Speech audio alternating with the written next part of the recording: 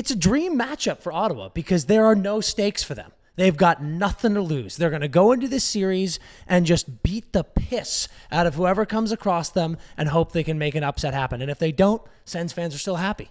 But after the playoff history that the Leafs have had, and then the regular season that they have had, and the opponent that you have, you simply cannot lose this series. The city of Toronto will cease to exist. They'll fold the franchise.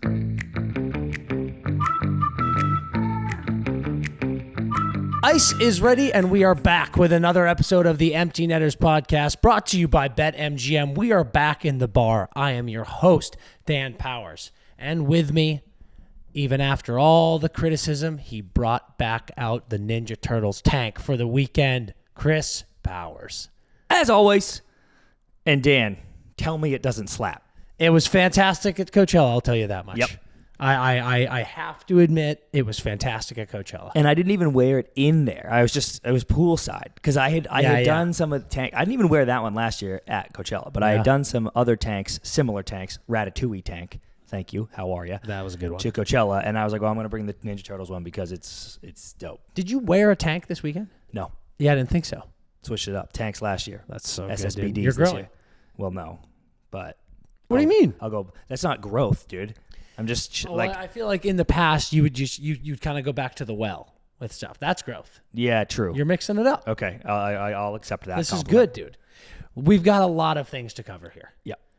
Lots of DMs, lots of tweets, people asking for a follow-up on the Coachella ticket saga. We have answers for you, and we have developments for you. None of them are good. Oh, dude. Give the people what they want, dude. So I think I had told most of the, like when I said this story last time, I had done most of the searching. Yeah, right? I mean, we were about one day removed. We were about to leave. The searching had gone down. You had driven all over LA. So we had one more day of looking, and I basically did it again. Like I went back to the places, and I was like, hey, checking under every rock, everywhere. I can't remember if I said this last time, but the craziness right before we were leaving when I was like, because dude, I was so confident that we were going to get them that day we recorded. Like the day we were recording last, I was like, you were certain, dude. Yeah. I was like, they're sure just there. And then as we were getting up to leaving, I was like, we're dead. Like we're not going to get them. But I was still clinging to that 1% of hope. And I checked all the old places, and it just became clear speaking to, the Postal Service, who knows, but speaking to them and assessing the facts that we do have. Yeah. It just has become clear to me that they are just pinging between two made up addresses. Yeah. Like literally neither thing is right. So they're just pinging back and forth in the ether. Yeah. And I was dark humor, like laughing at us, that I was like, they're just going to show up when we get back. But I'm like, no, they're never going to show up now. They're gone. They're gone. They were, I think you said it, the MTA, like they're literally going to be being mailed around for the rest of time. Yeah. Like those are going to be passed back and forth. So, we have communicated with the person in question. Yeah. And I said, hey dude, I'm going to give it my all. And I did. Boom. Scout's honor. Gave it everything I got. More than we should have done, honestly. Dude, right up until the 11th hour. Yeah. Like we got to go. And then we went, dude. And that part of the saga won't be resolved for, I would say, if another week. Because what that person has said to me is, and at this point, man, I believe him. I believe everything he said. You trust in this. I trust. So he goes, dude, I swear to you, man, I'm not that person. Like, I'm not trying to run you around and scam you. Yeah. And I believe him. And he said, this was my mistake. Yeah. And I will pay you back. Yeah. Which is him taking a bath, dude. Like, it's not like he's going to get the money back either. Like, to be clear, this guy sold you 2 tickets, then was like, how many do you need? And you were like, I'll take several. I've got friends. Yeah, 5 more. So he had 5 more that weren't his. They were his friends who were also selling Coachella tickets.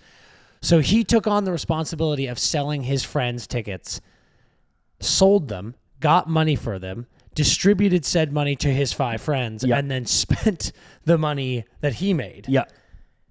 And then he fucked up and put the wrong address.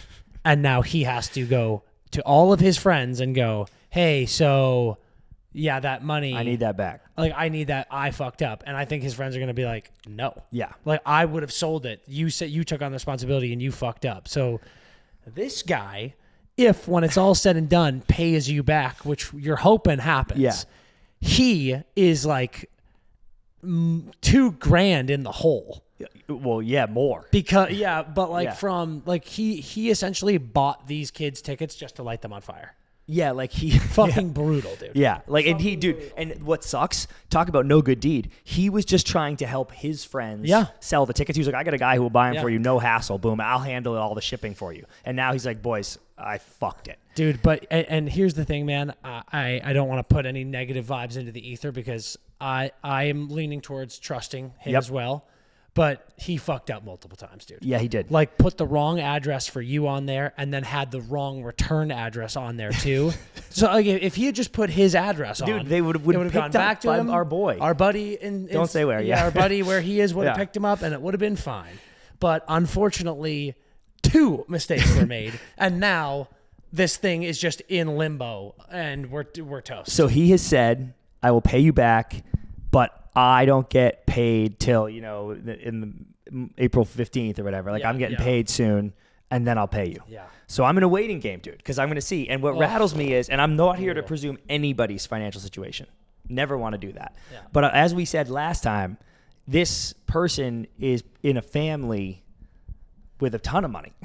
So I'm kind of like... I have been utterly perplexed from the very beginning of this moment of him going, I don't get paid until this and that. And I'm like this, hey, pal, call your dad. Like, there's got to be a way to remedy this with a more immediate solution. Yeah. So we are going to update you next week, hopefully, and tell you I've been paid back. Yeah. If not, then any lawyers get in the DMs. Because here we come. We're going to start a GoFundMe because that would suck. So it doesn't end there, obviously, because it's me. Dude. Because it's this fucking guy. Dude. We just need it to be very clear that the bad luck streaks that you are all now learning and you're all in the DMs about does not end there. So I needed to get more tickets because we didn't have tickets anymore. Yeah. So a couple people on our crew stepped up. They're like, dude, we'll help too. We'll get our own, whatever. So they got their own. And I was getting 4 tickets. Yeah. For you, me, our girlfriends. Mm-hmm. I acquire 4 tickets, get them in hand before we leave. Excellent work by me. And then we go to the festival. And when you're buying Coachella bands secondhand, the fear is that when you go to register it on the app, it'll say, this band has already been registered. And the fear of that is it means the person can then just go to the festival and show the proof that they've registered the band under their name, show their ID, and the festival gives them a new one and just deactivates the one on your wrist, even though you've already paid and you'll never hear from them again. So there's always that tense moment when you're like, here we go, everyone register your band. Please, please, please, please, please.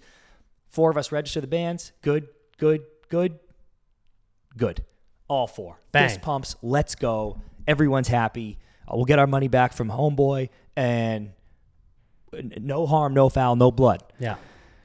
Go to the festival Friday. Boom. Scan in. Waltz in. Have a great day. Have an all-time day. Unreal. Saturday morning, wake up, hang by the pool, eat some tacos. Let's go in. Pack your bags. Here we go. So I am the caboose as we're walking in. Everybody goes in, scans. Ding, green light. I put my bracelet down. Boom, red light. Stop. I go, dude, what? And the guy goes, so, try again. Sometimes it's just things finicky. Yeah. Bracelet down. Boom. Red light. He goes, why don't you go talk to the lady at the window? And I go, okay.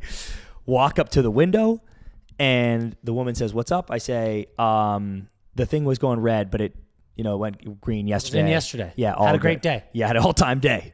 And she goes, oh, hold on. And she has like a little mobile scan thing. So she holds it up to my bracelet, scans it, and she goes, oh, yeah, let me just get you a new one. And I go, fantastic. Just how I hoped this would go. And I hold out the bracelet, and she cuts it off.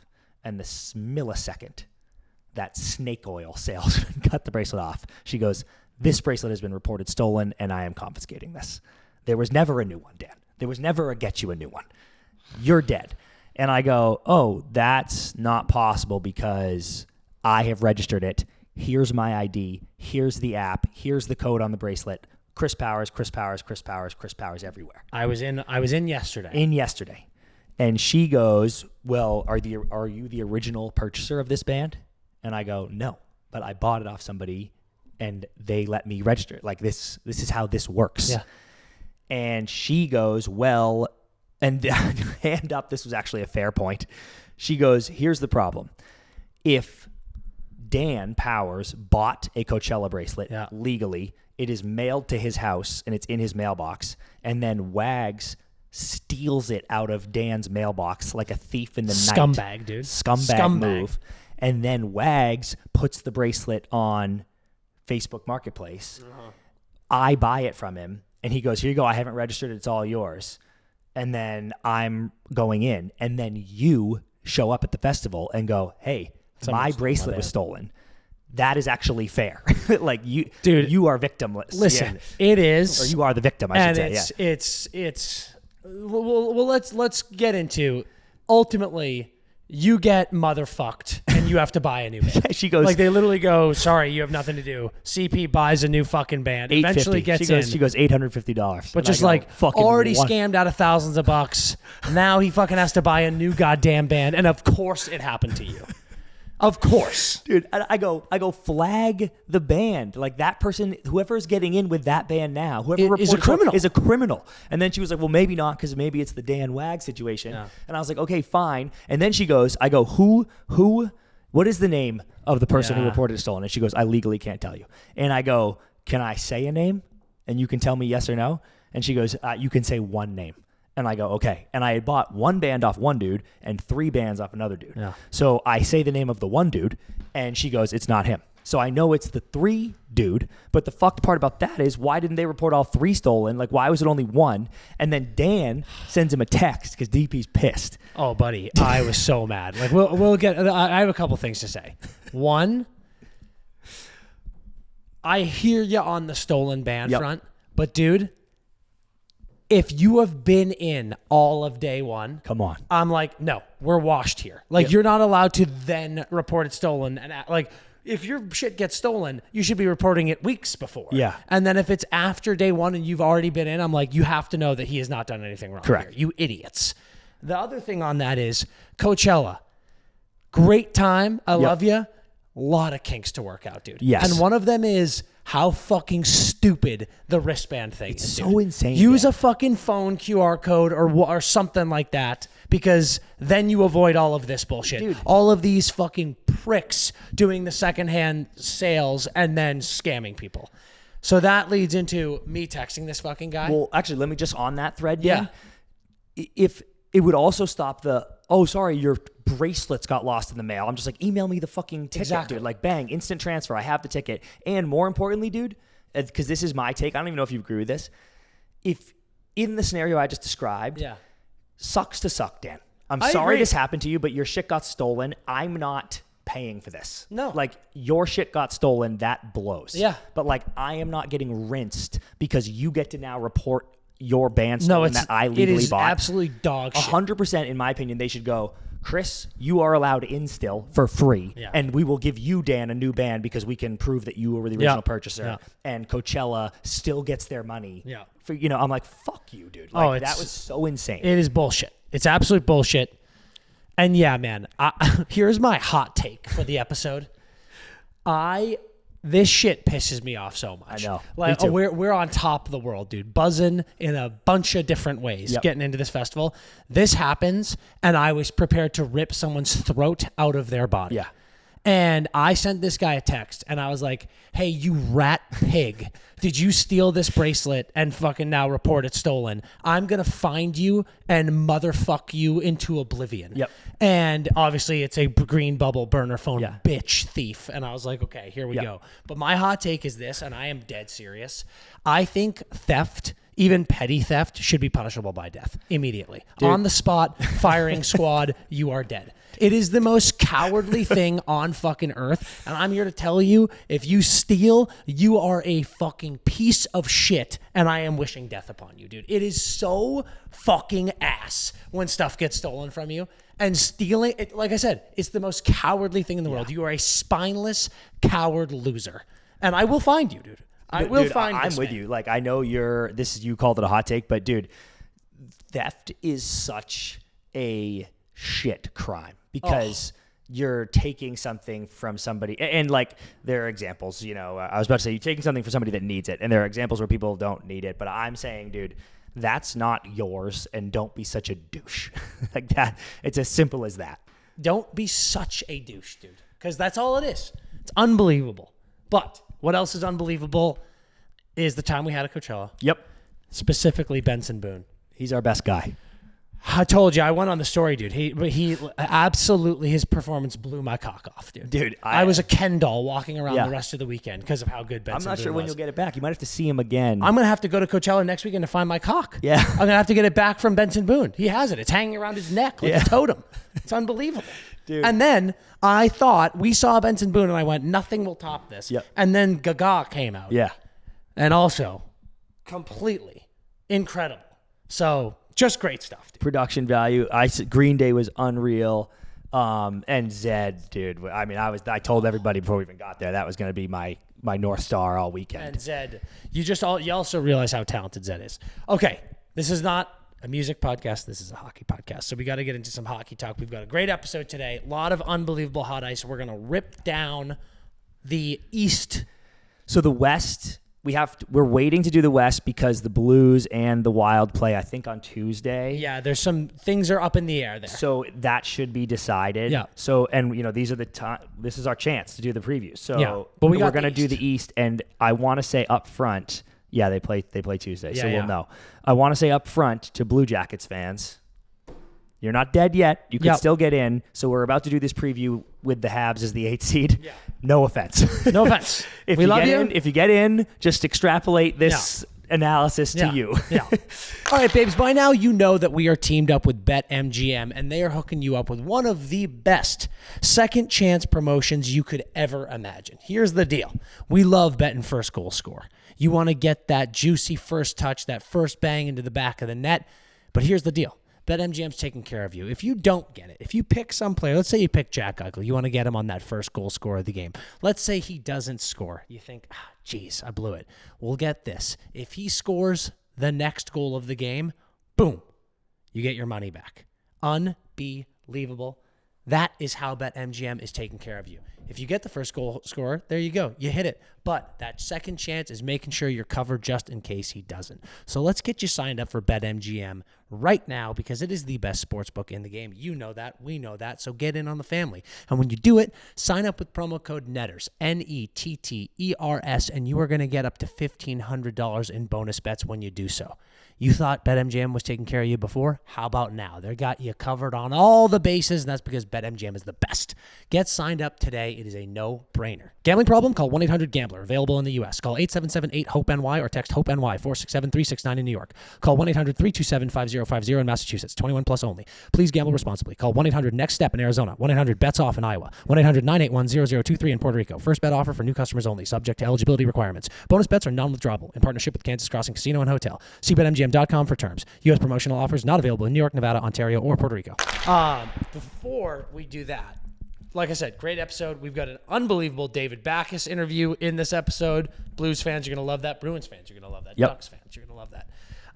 Also, just want to talk briefly about a little bit of the hot news going on right things. now. We have word on WEEI. That's what's going down. We've got news that Greg Hill from WEEI is saying that he is hearing that there will be a resignation in the Bruins front office on Wednesday. God knows if that's true. I'm not sure I'm buying it. Talking to some of our sources, some of our people close inside the Bruins organization, I don't know, man. Feels like, who are the names, right? It's Don Sweeney and Cam Neely. Those are the people that... If there is a resignation, that's not one. And I'm not even saying I demand they resign. I'm just saying how laughable that leak is. If there's a resignation, that's Ridiculous. not either of them. I'm like, what are you doing? Ridiculous. And I just don't... In what world, even if it's the, like, you're getting fired, but you can say you're resigning, dude, Don Sweeney and Cam Neely are not resigning. Like, there is no planet that those guys are being like, I have to step down. Yeah. I think the Jacobs family is thrilled with the clear house that they did at the deadline. Agree.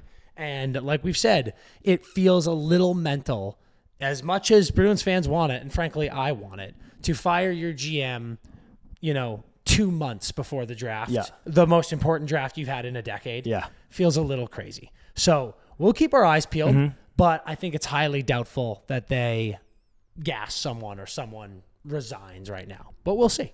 Okay, let's just go right into the East. But just go right into the East. Let's start with Leafs, Habs. That's what it would be. That's what. Or actually, no, I think it would be Caps. Let me check the standings again. Right. Well, the Caps are above the Leafs. Yeah. Yeah. So Caps. So you want to Leafs, start with Leafs, Caps? No. We'll go. It's Leafs. SENS.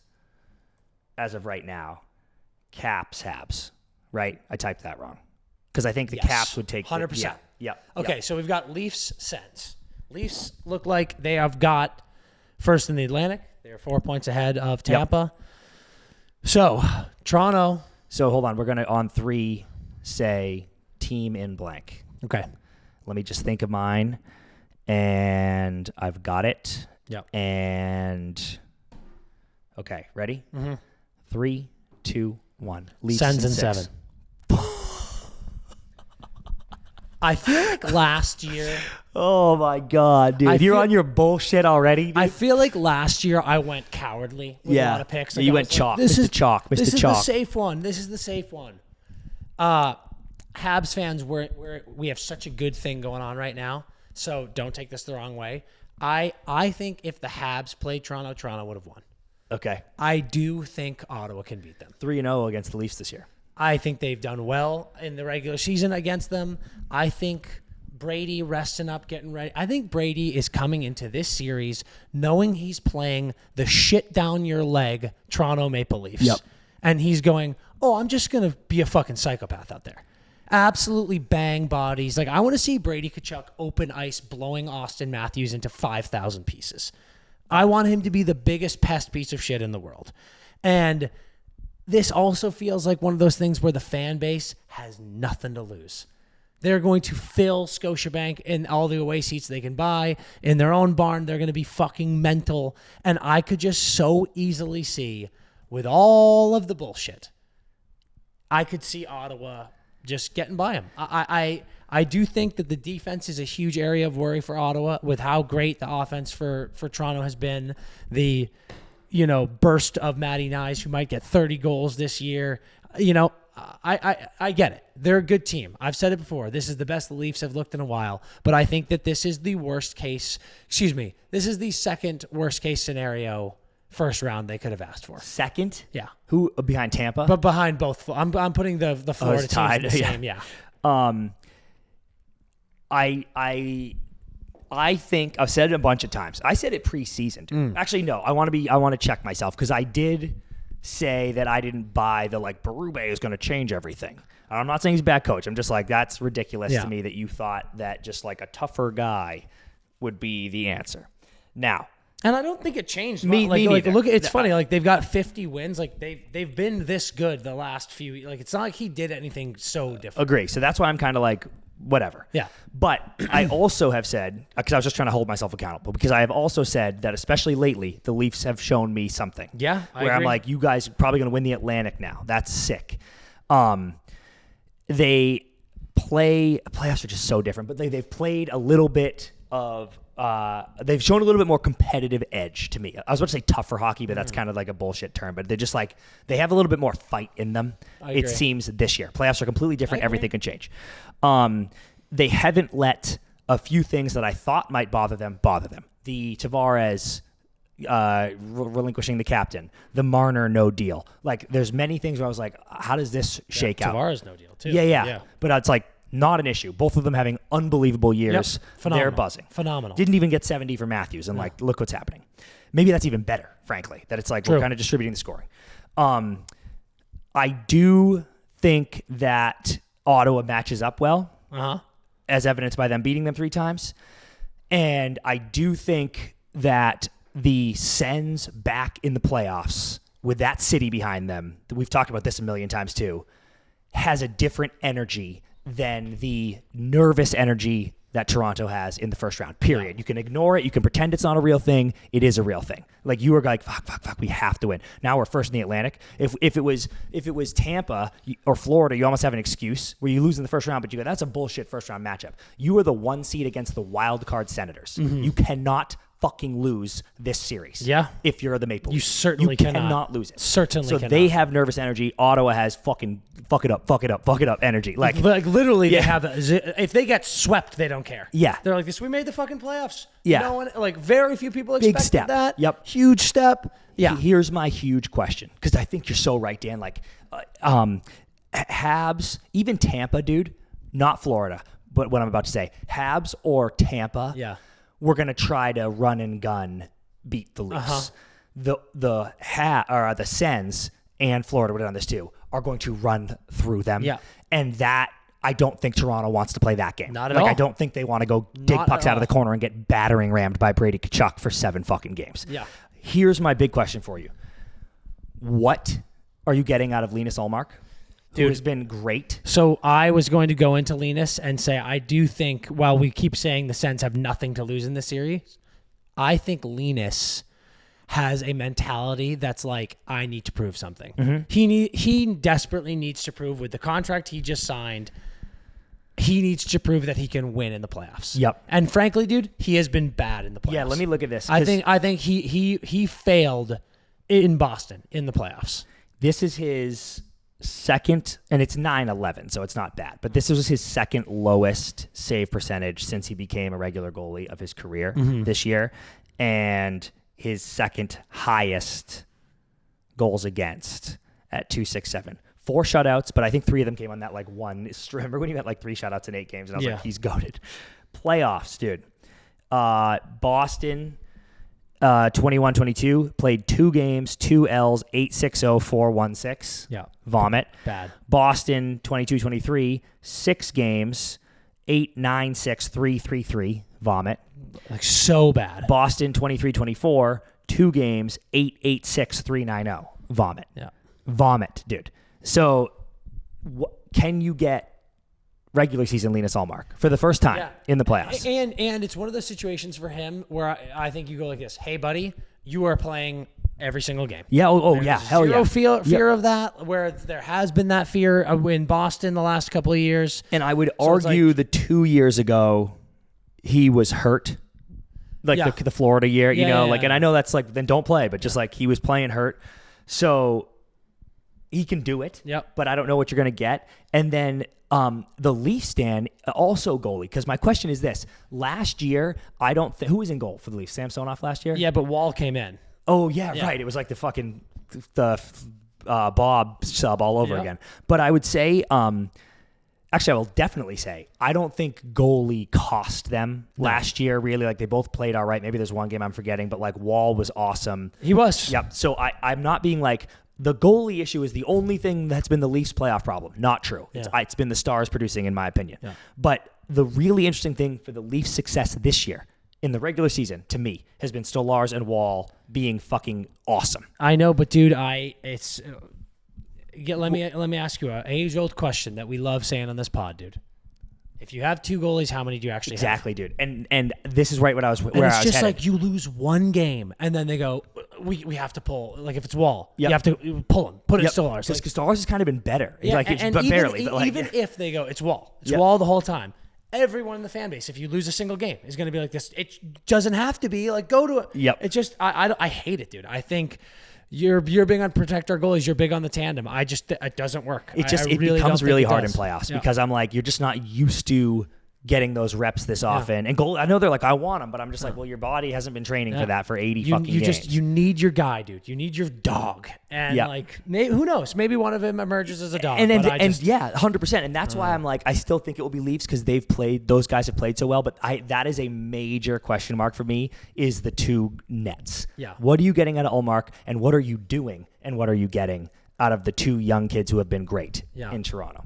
It's terrifying. So I think it's going to be tight no matter what. I picked Leafs in 6, but I really think Ottawa, it will not roll over. Like you were like, even if they get swept, they don't care. I agree with you, but I just don't think that's even on the table. Yeah, we've got stories, dude. Stories this year. Yep. This has been we call it drama season a lot, but this has been an NHL season of stories. Yep. And Ottawa sneaking into playoffs to play Toronto in the first round of the playoffs and beating them is a story.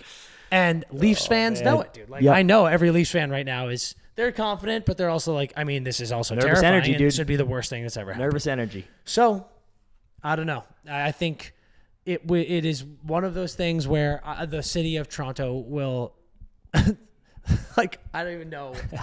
The city of Toronto will cease to exist. Yeah, it's fold the franchise, dude. Absolutely unbelievable. Okay, to the Battle of Florida we go? Yes. Okay. Ready. Do you know yours? Yeah. Okay.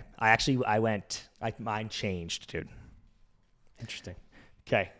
3, 2, 1. Tampa in 6. I've said it before. I'll say it again. I think Tampa is the best team in the East right now. Damn near maybe the NHL. Yeah. I just think everything on this team is hot at the right time. I don't have much more to say. And we said on this pod, the Panthers are still the Panthers, and people need to remember that. I do think that they are hurt. So that's the thing for me. We don't know. We have nothing conclusive on Matthew Tkachuk yet. We know, I think Bennett's playing. They said he was going to be shut down until playoffs. I think I just saw Bennett's going to play like the last game or whatever. So I think Bennett will be fine. Marshy is back. Got a tuck the other day. Great stuff. Yeah. The Tampa to me is, you're right. They look awesome. Yeah. They've been playing great hockey in the second half. They're kind of a cool story too with like, oh, we shipped out Stammer and now here we are, making a run again. Cooper's buzzing from the fucking Four Nations. Like everybody's jacked up. Yeah. And you had said the other day, maybe it was even on the pod, I can't remember if you said this to me or not, but you were like, Tampa's going to sweep Florida. And obviously you just picked 6. But when you had said that to me, I was thinking about it and I was like, he's right. Like that's what I said I changed. I was almost like, they're going to pound them. Yeah. But just Florida is nasty. They're nasty, dude. I think you're right. We forget. They are so dirty. Yep. Too. And I love it. Yeah, yeah. But yeah, like greasy playoff team, dude. You've got Bennett the Menace. You've got Brad Marchand now on this team, who I think is getting healthier every day. You still have Bob, regardless of his leakiness this year. It just, the Tkachuk factor is so terrifying. He's huge. To me. He's huge. You need him, dude. You need him. The defensive changes, like say what you will. I think a lot of very intelligent Florida Panthers fans, when you saw some of the turnover on D, they were like, it's not that big of a deal. We did some good job replacing it. I think they're a little bit worse. I think the D-core is a little bit worse. And I think that they are going to get a lot of games. They're going to get wins from being so hard to play against. They won a Stanley Cup. They went to a Stanley Cup and then won a Stanley Cup because of how hard they are to play against. That's going to get them some wins. But I do think Tampa has a lot of gamers on this team. We saw Jake Gensel, a gamer in Four Nations. We saw Brandon Hagel, a gamer in Four Nations. Point. Cooch wasn't in Four Nations, but like he is just who he is. I think their defense has been shockingly good this year. Yeah. And like we said last week, dude, that goal diff is outrageous. To me, it's just, it's outrageous, but it's just like, it's hard to stop. They play the right way. It's hard to stop them from scoring. So, my situation is Florida has the feel to me. Like, I think Florida is too, call it hurt also, but I think they are too tired to win the cup again. That would be my current thought. Yes. But they're not too tired to win a round. Like, I think they will run out of steam if they keep winning, but not in the first round. Like, I'm not chalking up their long summer or their short summers for the last 2 years to a first round exit here. I think they'll run out of steam, but not yet. And they also give the feel to me of that sleeping dog, kind of like what the Warriors became in the NBA, where they're like, dude, wake me up in playoffs. Like, I do not give a fuck about this shit. So if game one pops up and Florida is fucking flying and hitting everything and Bob looks fucking locked in like he gets, I'm like, oh yeah, fuck. Like, they were just, there's a whole nother gear that they had that they weren't going to yet. Definitely. So that's a huge fear of mine and why I went 7. But the reason I went Tampa 7 is because it's also easy to forget that this Lightning team has dudes that have done this, been there, done that. They were doing the sleeping giant thing. Oh, yeah. They've been like, dude, we're fine. I know what it takes to win in playoffs. Cooper knows what it takes to win in playoffs. And they have Nikita Kucherov, who's going to win the Art Ross and should win the fucking Hart. Thank you very much. And he's just a game breaker, dude. Like, he's so fucking productive. They can get goals from everywhere. Yeah. So I think it will be, especially if it's home ice, which it looks like it's going to be, I think it is going to be hard to knock Tampa off in a 7-game series. Yeah, and I do think what you just said, Tampa is going into this series knowing that Florida is like, we're not too tired to win one series. Yeah. So they are going to be like, I'm ready for a battle. Yep. Like, this is, as we called it last week, this is going to be a bloodbath. Tampa knows that too. And I just think that they're ready for whatever Florida is going to throw at them. Dude, we've said it a million times too. I mean, I guess it's playoffs. You'll always be looking this way, but Vasi elevating too is not something I'm saying I'm predicting. I'm saying I'm expecting. Like, I'm like, that's already happened in my mind. Would you agree that I would have picked Tampa in like damn near 5 against pretty much any other team in the East? Like, I actually think Florida's going to give them the hardest series. I completely agree. Yeah. Caps and Canes, I think I would have been Maybe like, 6. yeah, maybe. But agree. It's no doubt. I think this is their toughest competition. So I do think it kind of blows. But it's one of those things too. It's like almost like when Florida beat Boston in 23. Sure, Boston choked on their fucking dick. But to me, I think Tampa is like, get through this and we're on our way. Cruising. So, yeah. Okay. Next one. Caps, Habs. Yep. Let me think about this for a second. Let me think about this. Okay,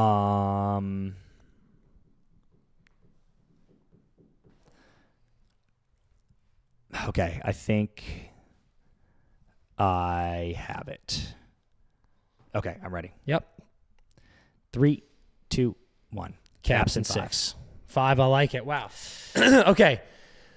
I think the Habs are so fun and they're so electric, but I do think this glory run that they've been on, they've gotten some really good wins over good teams, but as we always say, playoffs are a different beast and series are a different beast. Yes. And I do think they're going to get in a series and their excitement, their glory, the unbelievable play of Suzuki, Cole, Lane, obviously, it's not going to run out, but I think it's just not going to be enough to take a team to 7 or obviously beat a team. Right. That said, I'm going 6 because I do believe the Caps are a little drunk right now. Yeah. And I think that they are going to go into this series being like, we're, President's Trophy here. We got the Ovi record. Everyone's buzzing. And I think they're going to get into playoffs and just be a little sloppy to start. And I could see them dropping a game or two. I also don't know what the deal with Protas is. Have we heard anything about that? Dude, he got cut. Like, it ended up being, I thought he tore his Achilles when it happened. I was like, what a nightmare. But he got clipped by a skate, and they were like, we're going to get him back. I never quite get that when someone's like, I got cut, and it's like an extended absence, because I'm like, did he fucking sever your leg off? Yeah. Like, what happened? Yeah. So it's clearly like a bad cut. Yeah. They don't want the stitches to rupture, but from the sounds of that to me, it's just like, bro, you're fine. But but that's one where I'm like, are you playing game 1? Yeah. Because I know, if not, we'll see. But I like the Caps. I think they're going to make a good run here, dude. Like, because this is the thing that pisses me off about the Caps. Obviously, there's been a lot of turnaround on that team. But, like, Ovi's done it. He has won a cup. He knows how to win a cup. Like, you've got Willie. You've got Oshie. And whether he plays or not, you've got Oshie in that locker room. And Carlson, obviously. And I just think Carbs is such a fucking good, calm, collected coach. And they snuck into playoffs last year and they got shit pumped. Yeah. But like they didn't belong in playoffs last year as far as can you compete in playoffs? Like good job, you earned your spot. The Caps they're just good, dude. Like they're not this. I feel like so many people have been like, yeah, I don't buy the Caps, man. They're frauds. And I'm just like, why don't you buy the Caps? They've gone wire to fucking wire all year long. So I do think I'm giving the Habs some credit. I think they're going to get some punches in here, but I think LT comes back, is healthy. Knock on wood. I want to see LT go in there, shut people down. But yeah, Caps got this one for sure. I went Caps. So it's been tricky because I thought when the Habs were making their run, I was like, man, I'm going to be jumping on them, like to upset somebody in the playoffs. Yeah. And it's not even that it's the Caps. I actually think you're right. I would have picked them to get pumped by the Leafs too. Yeah. I don't know what has happened with me where I'm just like, you don't have it. Like they are really good and really exciting. Yeah. It's almost like this, Dan. They are probably fucking gassed. Like they've been in playoffs for a month and a half. Yeah. And they're like, dude.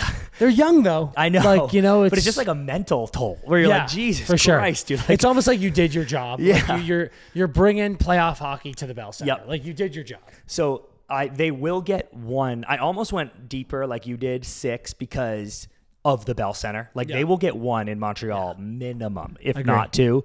So they have that going for them.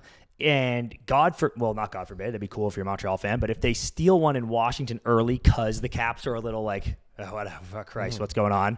Then it is interesting because then you go back to Montreal and it's like you could take the stranglehold of that series. For sure. So it becomes a big question. And I think there's a little, I was actually really glad Ovi scored, I think last night maybe, because I was afraid that he was like he is too drunk, not literally, but just like, okay, I got it. Yeah. I don't need to score again. Where I was like, dude, they do need you to keep scoring though. So you better keep going. So I was glad that happened. I think there's a little pressure on the Caps. Like even though this season has been such a boost, I just think with the record and with their position, they're like, this is something special's happening this year.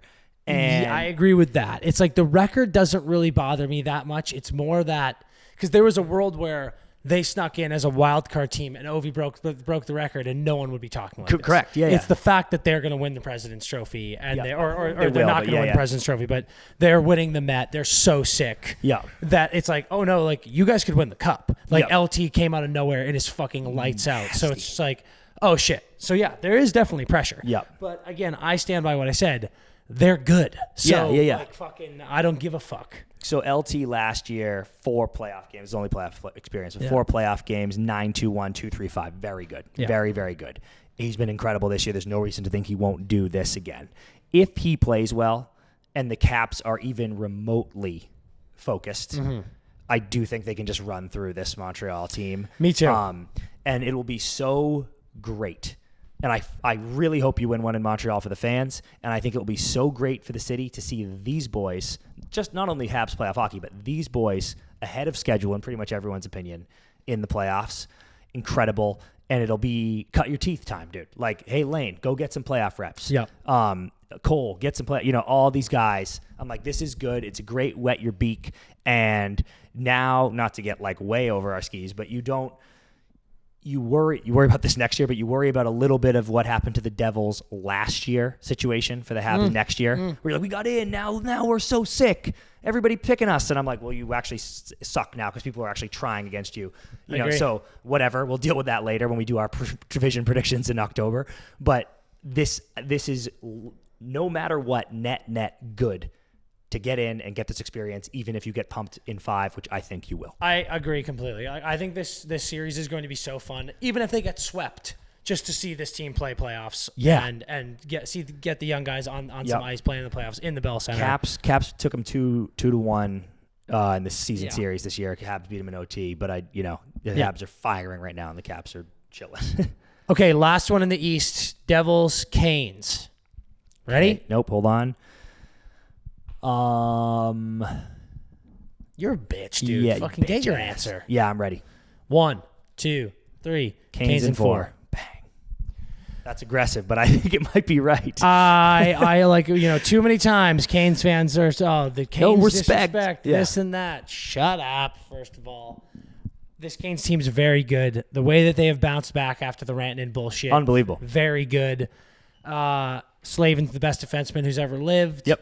I like the way that they've been playing. I think to me, it's the Devils have just taken so many blows this year. And without Jack, I just don't see. Yeah, you've got amazing talent. Hischier, such a good year. Yeah. Such a good player. Bratt, fucking A. Dude, what did he finish at? I'm going to look that up. Jesper Bratt is like just out of this world, the player he is. And, I know that guys like him are going to perform. They're going to make unbelievable plays. They're going to be difference makers. But I just don't see any jam and I don't mean in the team. I mean, just like as in the players. It's like they've been so deflated by all these injuries all year. It feels like year after year too. And now losing Jack for the season. I'm just like, what are they playing for? So I'm like, you're just going to get swept. What kills me is when Keefe got hired, I said on these airwaves, I love the hire, which I do. Me too. And I was like, what's so sick is he has just been being crushed by Toronto media, even though he's had awesome seasons and like set the Leafs franchise win record and then in a regular season and then has had bad playoff losses, in my opinion, that has nothing to do with him. And then he's getting Seward, and now he's going to go to Jersey and win 3 cups in the next 10 years. And everyone's going to go, oh, fuck. And I said that take and I stand by it, to be honest with you. Yeah. And it kills me because then now they were in first place for a while. Yeah. And then they fell into third. They're going to get pummeled in the playoffs. And they're like, classic Keefe. Regular season guy. I'm like, this isn't his fault, dude. At all. So I'm sad about that narrative. The one thing I think even you and I are forgetting a little bit is the Markstrom factor. Yep. I'll check his exact stats, but he had a really good year for them. That was a deal they needed to get done.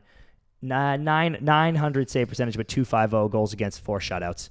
Good season. They needed the upgrade there. They got it. He has had playoff success in his career, or he's played well. They haven't had a ton of team success, but he's played well.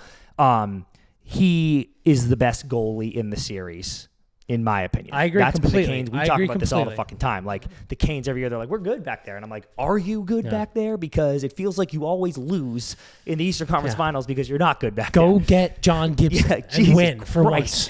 So. It's always scary betting on an NHL playoff team with the worst goalie in the series and certainly claiming that team is going to sweep, which is what we are doing. Dangerous. So Markstrom, if he just nuts up, could steal a couple. Yeah. And especially early, Dan. It's always like that. If you steal a couple early and now it's like, oh, fuck. So I don't think they have the firepower. 4 is probably aggressive, but I just feel like the Canes are superior and the Devils are deflated, like you said. Yeah. It's the Met has been interesting. I always thought that this 2-3 matchup was going to be such a tilt. Like I was like, oh, this is going to be wild, and then the way it's kind of shaken out, obviously it shouldn't have been this way because of Jack getting hurt.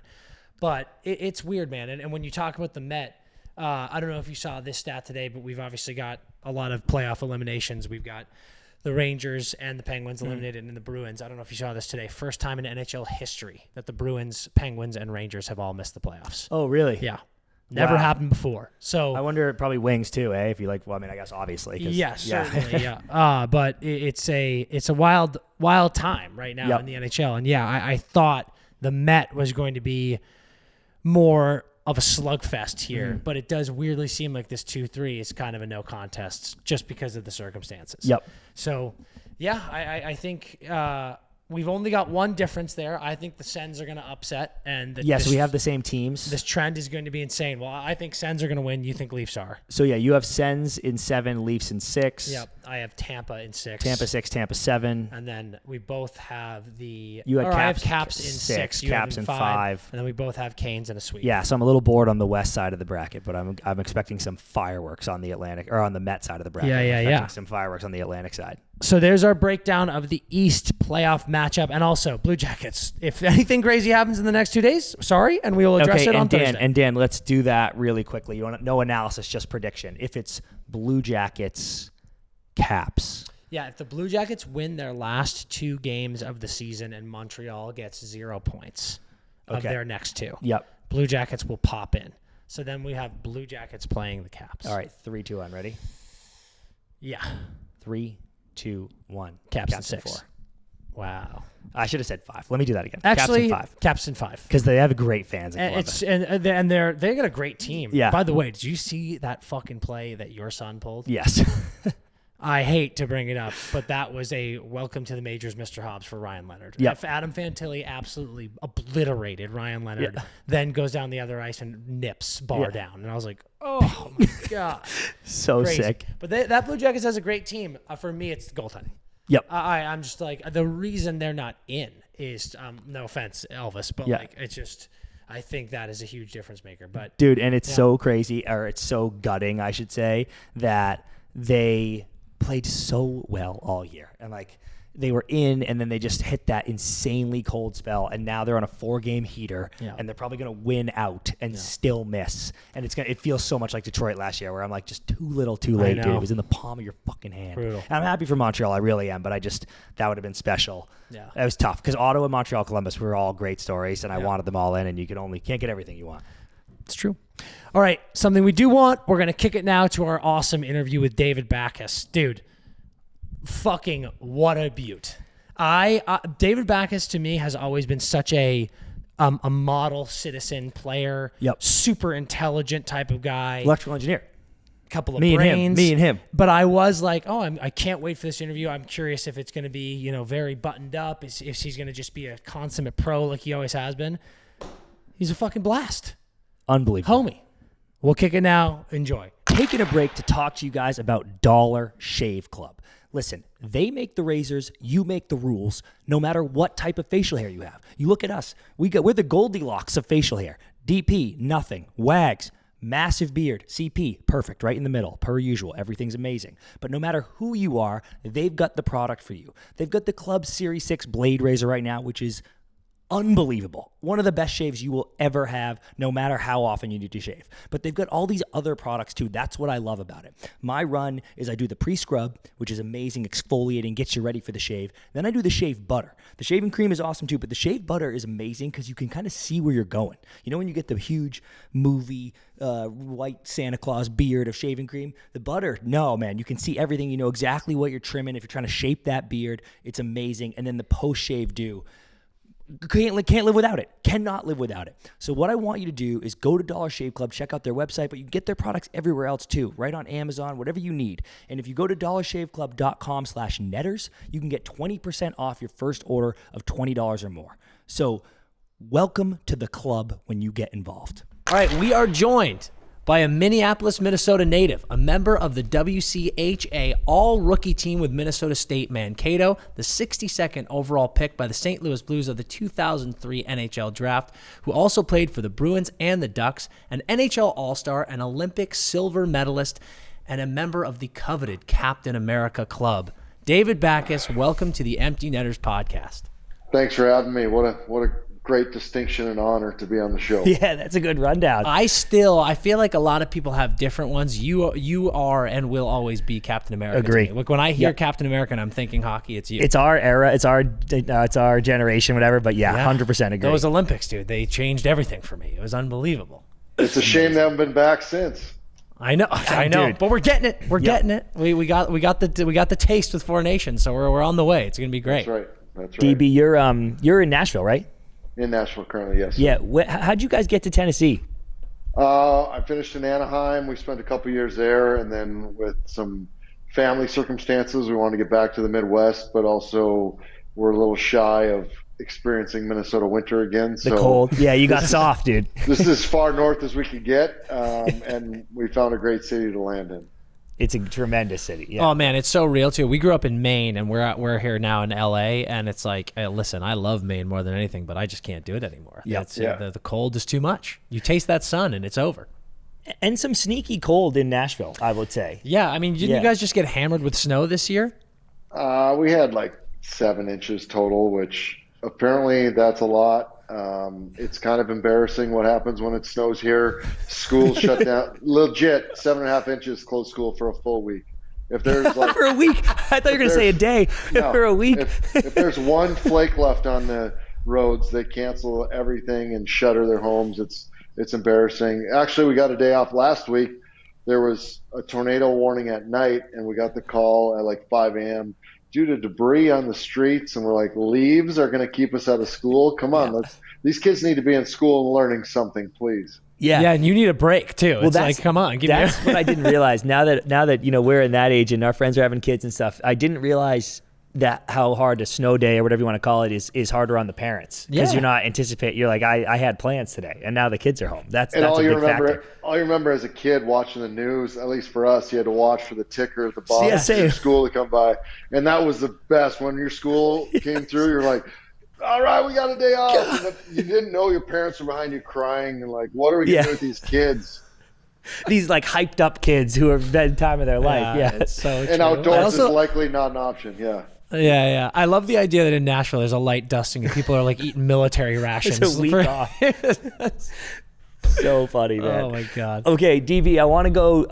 I want to have some college hockey questions for you. And you were playing. It's Spring Lake Park. You're a finalist for Mr. Hockey in Minnesota. You're tearing it up there. You go to the USHL for the Lincoln Stars, and then, as Dan said, you drafted by the Blues. But before you play 3 years with the Mavericks. And my first question is, how did you land there? Because I think the Gophers were close, and I know you hate the Gophers now, which is a tough look because I think you were like 9-1 against them. But how did you end up? Reminder. Yeah, Jesus Christ, dude, take it easy. I saw him tweet about it. It was so funny. But how'd you end up there versus any other schools? What else were you looking at, or what was the deal there? Well, my junior year in high school, a couple teams were knocking on the door. I went to visit RPI. I went to Yale. Mankato was interested, and obviously you can't get scholarships to Yale. RPI to me was a foreign land, being in upstate New York, and I grew up in Minnesota. I thought if you played hockey for one of the Minnesota teams, maybe Wisconsin, North Dakota, that was it. That was the cream of the crop for college hockey. To me, it was like Boston College. What the heck is Boston College? It's so far out of my world and my realm that I wanted to play for a Minnesota school. So I hesitated to pull the trigger on anything. And then Mankato was saying, hey, we want you to come. Here's a 90% scholarship. And back in the day at Mankato, that was likely worth about $9,000 total because tuition was so cheap at the state schools. But I grew up watching the Gophers. The North Stars left town. That was the biggest show in town for hockey, was the Gophers. So I wanted to be a Gopher growing up. And I had talked to Mike Gensel a couple times, just in passing and keeping tabs. And so Mankato offers me a 9% scholarship. And I called Mike and I said, hey, listen, just offer me 10%. Just show me that you're interested in me, and that, if I wanted to come there for 10%, I'd be able to be a Gopher. And they're like, hey, we're not ready. We want to watch you develop. And I was like, all right, I'm going to be a Maverick. And so I signed with Minnesota State, went and played junior for a year. And I mean, I didn't consider this, but allegedly I could have gone anywhere again after, you sign that letter of intent. It's 1 year. And I played in Lincoln and had a really good year. Or my senior year, I didn't think anything of it. And then I re-signed with them another year. And then I played a full year in Lincoln. We won everything. And it was me and Patolny and Ehrman. Yeah. And so now I probably could have gone to most any school I wanted, but I was already committed to Mankato. And Troy Juding actually called me. He's like, hey, David, we're gonna up you to 100% scholarship. And I'm like, I mean, I guess I'm not going to decline another 10%. And again, it was $150 in dollars for school. But I just felt like they were willing to take that chance on me when I was maybe not had all the windows open and all the doors open, but I wanted to repay them for solidifying that I was going to be able to be a Division I college hockey player. And that truly was my goal. Once I got to high school and I figured out I was decent at hockey, I'm like, if I can get a scholarship, have hockey paid for, I've justified all these hours, all the time and commitment my parents have put into this, some early morning practices. And to me, that was like, I did it. And I was just so thankful for that opportunity. And then obviously I got drafted after that season and continued the upward trajectory that got in the way of my schooling shortly thereafter. I was going to say, I'm very impressed because some guys we talk to who are late bloomers had many conversations of what they were thinking about for careers and then end up NHL. But you kind of knew you were in the NHL and then kept the electrical engineering train going, which actually I was too. So I show some love to that major. Right. So I was very impressed. A couple of fucking nerds on the podcast right now. Yeah. Thankfully, we got contacts. We don't have to keep pushing our glasses up on our noses. So true. so true, man. That's awesome. Half my class was from India and foreign exchange students, to tell you the truth, and so were the professors. And had very little sympathy for a guy that was going to leave most Thursdays and miss a lot of class on Thursdays and Fridays to go play hockey. And they're like, "What is this? You don't get to, special treatment." And the assistant coach was in charge of the education part. It's like, you got to make exceptions for this. He's legit playing on our varsity Division I hockey team. He's not asking for an automatic A. He just needs to take the test like 2 days early or 2 days late, have someone watch over him, let him do it. And so it was a bit of a, cutting a new path, because I think a couple guys have been engineering after that, and they smartened up a little bit to just be a little more flexible to accommodate some of those special needs for guys that were playing sports. Yeah, trailblazer. That's awesome. I love the idea of DB being in like a group project, and he's like, "Hey guys, I can't make this meeting. I have a hockey game," and they're like, "Weekend what series is that?" at Duluth." Yeah. Oh man, I'm curious, DB. I feel like this happened all the time. We grew up in New England, and guys play with each other in all the development programs and all that stuff, and then everyone's kind of talking about where they're going. I imagine it's very similar in Minnesota. Did you have some of the boys you were playing with in high school and then in Lincoln who were also thinking about scholarships? Were you guys talking to each other about where people were going, or were you kind of on your own in that? Well, I committed to Mankato before I got to Lincoln. It might have been a different story once I got to Lincoln. Sure. And some of the success I had where all the doors flew open. There was definitely the sell job from Patolny and Ehrman, like, "Hey, just come to the Gophers. This is totally legit. Just come on over and we're going to win a national championship together." And I'm like, well, it does sound good. Winning's pretty fun, but these guys have already committed to me. Chris Porter and Phil Lamoureux were going, and Nate Ziegelman were all going to North Dakota. You had a lot of guys that were off that team that had really good college careers, some professional careers. From high school, though, I'd say Travis Morin was more of a guy that I spent time with. Him being from Oshie, north side of the suburbs, and might have played with him on a couple teams. AAA teams, and then we both ended up in Mankato, which was nice to have a familiar face coming to campus. That's awesome. That's awesome. It makes it so much fun. Yeah, it's the coolest. DB, I had to ask you this too, because I don't know if this is either a typo or hilarious, but on the Mavericks website, okay, if you look up your stats for the 3 years, your first year, your penalty minutes 0, second year 0, third year 91. Did you take no penalties for time? Okay. I was like, what happened? By accident, because I couldn't skate well enough. I was certainly taking penalties. Oh my God. I want to live in a world where this is not true. No, you know what? DB just became a goon his junior year. Yeah. You know what happened is, that's how old I am, that those stats they didn't track it. Yeah. So that's just a filler. That's a zero filler.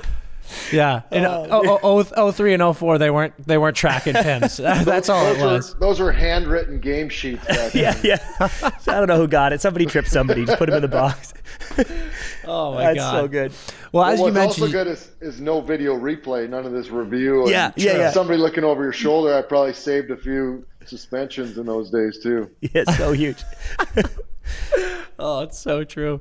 As you mentioned, drafted by the Blues, unbelievable organization, and you have such a cool window when you were there, because when you came in, you were playing with legends like Dougie Waite, Paul Correa, Big Walt was there, and then you also got, the early days of some great star players in the league now like Petro and Oshie. You come in as a 22-year-old. You eventually captain that team. You guys make the playoffs all 5 years that you're a captain. You kind of help usher in this era of success. What was that experience like? I really love hearing about your Mankato story of, you had a team that showed commitment to you, showed faith in you, and you stuck to it. You came to the Blues, and I feel like you really embodied an unbelievable level of commitment to that team and that organization, which ushered in this great culture that still exists there today. How was that experience for you? It was surreal. I think I got called up, actually proposed to my wife on a Sunday night in Chicago. Got a call on that Monday that I was going to play my first NHL game on Tuesday. No way, dude. And that story. Have a week, pal. Have a week. Well, that story's better. We played 3-3 in Peoria that weekend. I think I had maybe one assist, a bunch of penalty minutes, took a stupid penalty at the end of the third game. And so I just got engaged. We're walking around Chicago, and Dave Basigio was the coach. I see his name on my phone, and I'm like, oh, shit. I'm getting sent to Alaska. They're going to send me to the coast. Like, I played like crap. It's our day off. I'm getting sent to the coast. So I answer. I'm like, hey, what's going on? He goes, hey, Bag's here. And I'm like, yeah, what can I help you with? He's like, well, what are you up to? And I said, well, I just got engaged in Chicago. He goes, congrats, but she's not going to be very happy. And I'm like, I'm actually going to Alaska. I got to take Kelly. I got to tell Kelly we're moving to Alaska, babe. Well, she wasn't living with me. She was still in Mankato at school. So I was telling her, hey, I'm leaving you in Chicago. I got to catch a flight to Anchorage. And he goes, she's not going to be very happy because your celebrations aren't going to last very long. You're playing your first NHL game tomorrow night in Pittsburgh. And I just went tingles all over. And I'm like, oh, my gosh, thank you very much. He's like, the trainer will drive your bag up from Peoria to Chicago. You got to meet him at the airport. In a couple hours, you're flying out to the game. And so I booked a flight for her to Pittsburgh. My parents flew into Pittsburgh. It was Sidney Crosby coin night, and played my first game there. So, and they were dead last in the league. I think they had lost like 10 or 11 in a row. Almost had the first pick locked up by Christmas. And we won that game in Pittsburgh. And it was had an assist on my first shift, goal by Dougie Waite. We won the game, and then it was a Christmas freeze, and I had no idea any of this even existed my first year pro. And my agent's like, well, you're going to get a shot because you're up for the next 10 days. And in my little pea brain, I'm like, 10 days of show dough, and I'm doing all the math because we're nerds. And I was calculating how much money I was going to make over this freeze. And it was just, I'm like, all right, I got 8 games to show them that I can stick here, and scored a goal in my next game at home, right between Keith Tkachuk's legs on Dan Cloutier, and we were terrible. So that was my first year, not 12,000 people in the stands in St. Louis. We were terrible, drafted Eric Johnson first overall. And then it was, we got to build this thing. Lee Stepniak, Jay McClement, and I were kind of the kid line back then. Andy Murray was the coach, who was a great teaching coach and very structured, and really instilled to us the things that mattered while we were playing. He moved me from wing to center because it was the West back then that was huge and just a bunch of monsters that we were trying to match up against, when it's Joe Thornton or Jason Arnott, just trying to, match up physically against those guys playing down low. We didn't have many centers that could do that. And you're right. I was playing with Keith Tkachuk, Dallas Drake, Doug Waite, Billy Guerin, Eric Brewer, Jamal Mayers, all these guys that have been around the block a bunch of times. And on the flight home from that first game in Pittsburgh, Andy Murray came back to me. He's like, David, Keith wants to talk to you. And I'm like, okay, well, what's going on? He's like, he wants you to live in his basement if you're okay with that. And I grew up watching Keith Tkachuk, so I'm like, I'm living with my idol in his basement, played my first NHL game. This doesn't get any better, right? Yeah. So I get there. He's got 3 little kids, Matthew and I was going to say Maddie and Brady are Heard there. of him, yeah. We used to play floor hockey in his basement. I used to make those kids cry all the time. And I reminded him when I finally played him in the NHL too at the face-off. I'm like, hey, I used to make you cry in your underwear when we used to play floor hockey, and they did. Yeah, don't forget it. Isn't that a way to get in someone's head? Like, you line up for a face-off, and you're like, you're gonna cry like you did in the basement. Like, he's like, oh shit. People don't forget, So I'm living in his basement. My wife flies from Pittsburgh back to to Peoria to get my truck. Drives my truck to St. Louis, and she gets back down there, and I don't know if I've ever told this story publicly. She gets into Keith Tkachuk's basement. I'm so on cloud 9, nothing could take me down. And she hands me the ring back. She's like, this isn't the way it was supposed to be. I wanted to make Christmas cookies, and I had a whole thing planned for us. And I'm like, you are so raining on my parade. Maybe this isn't the way it was supposed to be. Anyway, we reconciled. We've been married almost 17 years now. But that it worked out. It worked out. That was every now and then your wife's got to give you a little humble pie, and she brought me right back down to earth after I was Jeez. That is so funny. What a power play by Kelly. Yeah. I love it. Yep. I was actually going to say, when you thought you were getting the call, you were going to get sent to the coast, probably worrying in your head, God, I'm going to tell Kelly I'm going to Alaska. She's going to give the ring back. You make it to the NHL, she gives the ring back. Yeah. It's unbelievable. It's a lose-lose sometimes in love, boys. That's just how she goes. God, you got to do. I feel like you got to. I hope you did the Christmas cookies at some point after that. Oh, you yeah. had to make it right. I probably pushed them till next year. Let's be honest. Yeah. We had a great time. That's incredible, man. It really is. Well, during that Blues run, you go to the 2010 Olympics. We were just talking about it, and it's an unbelievable tournament. It's up in Vancouver. You have a goal and 2 assists, including one in the first Canada game, and then you make it to the finals, and it's like, God, every American hockey fan knows exactly where we were for that game. Parisi ties it up with 25 seconds left. I have a million questions, but my first one is, what was the build up to that gold medal game like for you guys? That whole thing was an awesome experience from the summer before, when I think there was 50 of us or so that went to a summer camp. They actually made us skate in the summer and do drills. And I'm like, none of us had really skated much. We're all trying to get our bearings, but we're also trying to make an Olympic team. I remember guys like Jamie Langenbrunner and Mike Modano being around and telling stories and thinking, I'm probably not going to be on this team. There's amazing players here. I'm probably not in the top 25. But the management of that team did such a great job of constructing a team, not just the best all-stars that we could put on the ice for US. Our fourth line that year was myself, Ryan Callahan, Bobby Ryan, and Chris Drury. And I remember and you could dress 20 skaters in international play plus your 2 goalies. So we had 7D and 13 forwards dress every game. So we were a line of 4 as the fourth line, and those were the 4 guys. So depending on what was required, that's what we had to go with. And the coaching staff and the management after that points to the 4 of us saying, like, you guys are willing to do whatever it took. You were glue for us, and we produced. Like, Bobby Ryan is a prolific scorer, and the other 3 of us are willing to muck anywhere you can, find mud. Let's go scoop it. And we were tough to play against, and we made a difference. And guys like Parisi and Langenbrunner on the top line that produced. Brian Rafalski, I remember playing with him in practice, and I was cutting through the middle, and it was the first time that I could cut through the middle. I could look at who was going to hit me or look at the defenders coming at me, and he would put the puck so firmly on my tape, I didn't even have to look at it. It was unbelievable. That's sick. So and Ryan Miller probably got us to that point. Oh my God! The prelim games, we beat Canada. I remember we were playing Finland in the semis, and I'm like, this is the big game. Like, if we win this game, we got at least a silver locked up, and we're playing for gold. This could be legendary. And we came out, and I think we were up 5-0 in the first period, and it was just, I've never seen a clock move so slowly. Just the rest of the time, ticking away. But it was like we're going to be playing for gold in 2 days. So we beat Finland handily, and there we went for the gold medal game. My roommate was Patrick Kane. That was in his days when he was a little bit not off the rails, but he was finding his way as a young man.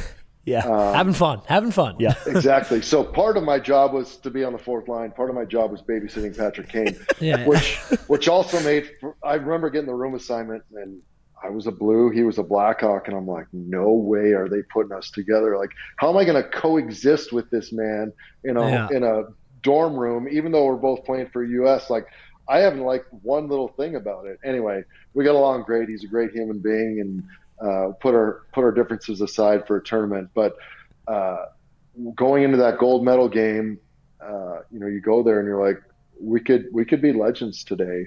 And we go there, and like you said, Zach scores a goal with 25 seconds left to tie it up. We had beat them in the prelim rounds, and we go into overtime. And Ryan Whitney, in between periods, he said, "Boys, someone's going to become immortal today. Let's go out there and get it. And I can still see it right now. I got goosebumps thinking about it. I'm like, you're damn right. This is going to happen. I remember chances Kessler had in overtime. Oh, God, other guys I know. had great chances. We carried the play, and Crosby came. I don't think I saw the ice after the second period in that game, which was totally fine. We were chasing it. We were down by a goal or two. Yeah.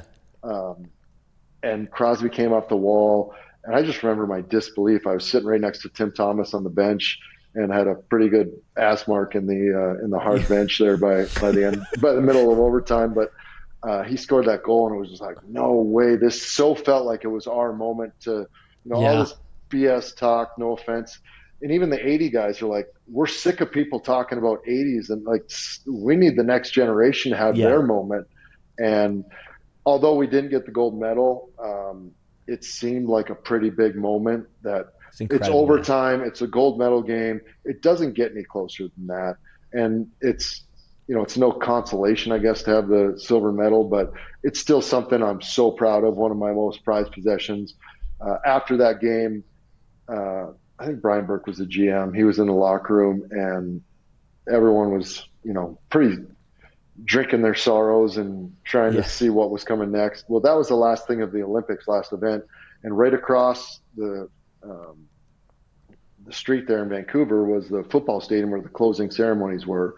And there were only 3 of us that walked over there and participated in the closing ceremonies. And everyone was just so down and beat up. But I was like, this is once in a lifetime. I need to soak it in and put on the goofy, polo Ralph Lauren costume that they give you to go through the closing ceremonies in, and strapped that on and went there and had a bunch of beers with, other Olympic legends, Paul Antonono, or, all these guys that you were watching on TV, and you're up there. I got a medal around my neck. You walk around the stadium, have a little celebration. And, those memories are some of the best memories I have around the game. Forever, man. Do you remember who came with you from the team? I believe it was Jack Johnson and Ryan Miller. That's awesome. Nice, yeah. I'm so glad you said that, man. I was one of my follow-ups was going to be, over a decade removed here. Obviously, winning silver is not what you want. The goal is gold, but you just said it perfectly. It's once in a lifetime. At the end of the day, you have an Olympic silver medal. That is so elite. So I'm so glad that you feel that way, because it was one of the greatest games of all time. It was amazing. It's something to be proud of, for sure. And the follow-up to that is shortly thereafter, we get invited to the White House. And I was the only one who took the invitation from the team. No way. And every team got a picture with Barack Obama and Michelle Obama. And I was the only representative. Tell me it's just you, dude. Just me. I got to find this thing. I was like, do you have a photo? Because there must be a photo of just you with the Obamas. Well, this is just Barack. I got one with Michelle too, but this is Team USA men's hockey, and incredible. That is so funny, dude. Oh my god. Also, you know what? It'd be kind of sweet to have the photo with all the boys, but that is an incredible photo. It's just you and Barack. Honestly, what's great is someone without context sees that photo and it's just like, are you just boys with Barack Obama? Yeah. I can play it off however I want. So that's so great. That was incredible. And DB, isn't it cool to see how awesome the USA roster looks now at 4 nations and hopefully Olympics coming up here? It's starting to be really special. Yeah, real expectations. My favorite part, I think, about the tournament, obviously the start was electric, and I was jumping through my TV. I'm like, I used to make those kids cry, and now I'm fighting out for Team USA. I'm texting Walt. I'm like, I've never been more jacked for a game since I retired. This is unbelievable. Is that the U.S. is seen as the more physical team. Like, we're carrying the physical play, and Canada's like, let's play skill hockey. This is, it feels like when I'd play in Montreal, they were always like, oh, the pureness of the game. You guys are rough and tumble, and we don't like that. And they were like scoring when you'd whack a guy. And I'm like, this is no holds bar. We're here to win. And that's what I feel like Team USA is all about now. And I absolutely love it. Not a huge fan of JT Miller when I played, but I think the pendulum swung when he was fighting right after the Kachuk boys. Yeah, absolutely. I mean, it's like the fights, McAvoy dumping McDavid and Crosby. Time after time. So good. Like, he was just blowing people up. Amazing. It was unreal. Yeah. Going to the next chapter in your career, like we've said, you have that loyalty to Mankato, loyalty to the Blues. Then you signed with Boston, which was just, I mean, as a hockey fan, huge moments across the league. What can you tell us about what went into that decision? You know, you leave the team that you had played your whole career with at the time. You go to another storied franchise with a great culture.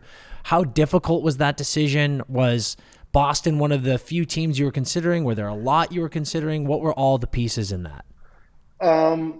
Was considering a couple different options. I had desire to go back to Minnesota at that point to play where I was from. Yeah, sure. Actually talked to Ryan Suter a little bit about that during the free agency period. Boston just was really hot on the trail, though, and I wanted to finish my career mostly in St. Louis. But there comes a point in your hockey life where you got to figure, you know, you only have so much time to make money and be a relevant figure. And I'd seen it very recently. I think Barrett Jackman had spent his whole time with the Blues, and they didn't want to re-sign him. He wanted to play another year, and he ended up in Nashville for his last year. And I'm like, this guy bleeds blue. He's a career Blue, and there's no loyalty there. And so St. Louis was not willing to go over 4 years with me for any number. I mean, we could have done 4 years at 5 and a fifth year at 1. I wanted to play 5 years. I wanted to play 1,000 games. And Boston was at 5 years at $6 million at the time with a ton of signing bonus, and it was almost buyout proof, and it was front loaded. And you're like, you get to that point in free agency where everyone's trying to court you except your old team's trying to cut your legs off and get you for a deal and less term, when there's no guarantee then that I'm going to finish my career there or be able to play 1,000 games or even be relevant after 4 years. And, who knows what would have happened otherwise, but signed with Boston. And, I don't ever look back, I don't think, on those decisions and say, I wish I would have done this differently. It's like, I made the best decision with the information and the opportunities that I had in front of me. And we had an amazing group in Boston. I got there and got to assimilate with Brad Marchand and Patrice Bergeron and Chara and Krejci, and we had a really good team and made it to, again, Game 7 of the finals and didn't get it done against the Blues. So that's traumatic, and I'm guessing we're going to dive deep into that. So no, we don't have to. Don't bill me for therapy next after we develop this stuff. Hey, you brought it up. No.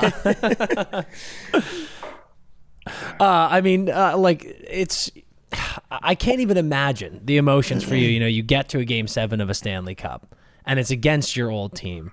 You're familiar with so many of those players. That's such a unique experience. Oh my God. Was that something you were able to put in the back of your mind, or was it just constantly rolling around your thoughts with every shift? Because you're a human being. Yeah. Yeah, well, if we roll back the clock a little bit, when I signed, Claude Julien was the coach of the Bruins still. So when I got there, and I talked to him in free agency, I'm like, Claude, what are we doing here? You got Krejci and Bergeron as your top two centers. You're going to put another right-handed center behind them? Like, who's going to take draws on the left side? Yeah. And he's like, I'm not worried about that. You win it to the middle, or we'll put a lefty with you or whatever. I'm like, all right, well, I'm glad we vetted this out. Let's go. And I get good there. Talk. Good talk. Yeah. He gets fired just after the New Year or the trade deadline, somewhere around there. And Bruce Cassidy takes over. And we went on a decent run and made the playoffs, got beat, I think, by Ottawa that year. And so it's a whole new world than what I had signed up for, with Claude Julien being a hitch-like coach, which I really enjoyed, to Bruce, who's more of an offensive, puck control type of guy rather than get it deep and go get it back and just pound teams to death. So my playing time just diminished year after year with the Bruins. And so by the time we get to the finals or the playoffs, even in 2019, I was like a 60% even in the lineup for the Bruins. So I had played 12 or 15 of the 20 or so playoff games that we'd had up to that point. So we get to play St. Louis, and I'm like, oh boy, I was watching them. I think they're playing San Jose, or I don't even remember. I can't remember either. Yeah. Vegas maybe. and I don't like to cheer against St. Louis because they still got a special place in my heart, but I'm like, I don't want to play these guys. Like, Yeah, definitely not. Stakes are high enough when you're in the finals. We swept Carolina in the third round in the conference championship, the conference finals, and I'm like, not St. Louis. And sure enough, they win it, and I'm like, oh boy, well, I guess here we go. So against St. Louis, I played the first 4 games, and it was 2-2 in the series after the first 4 games.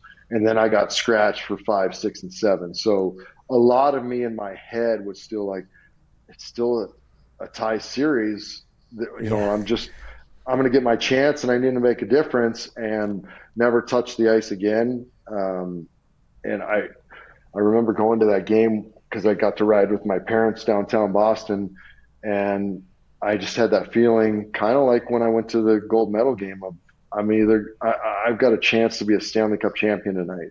And the truth is, I have zero control over it.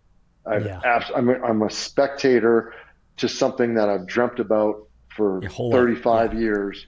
And it comes down to tonight, and I've got absolutely no control, no influence on it.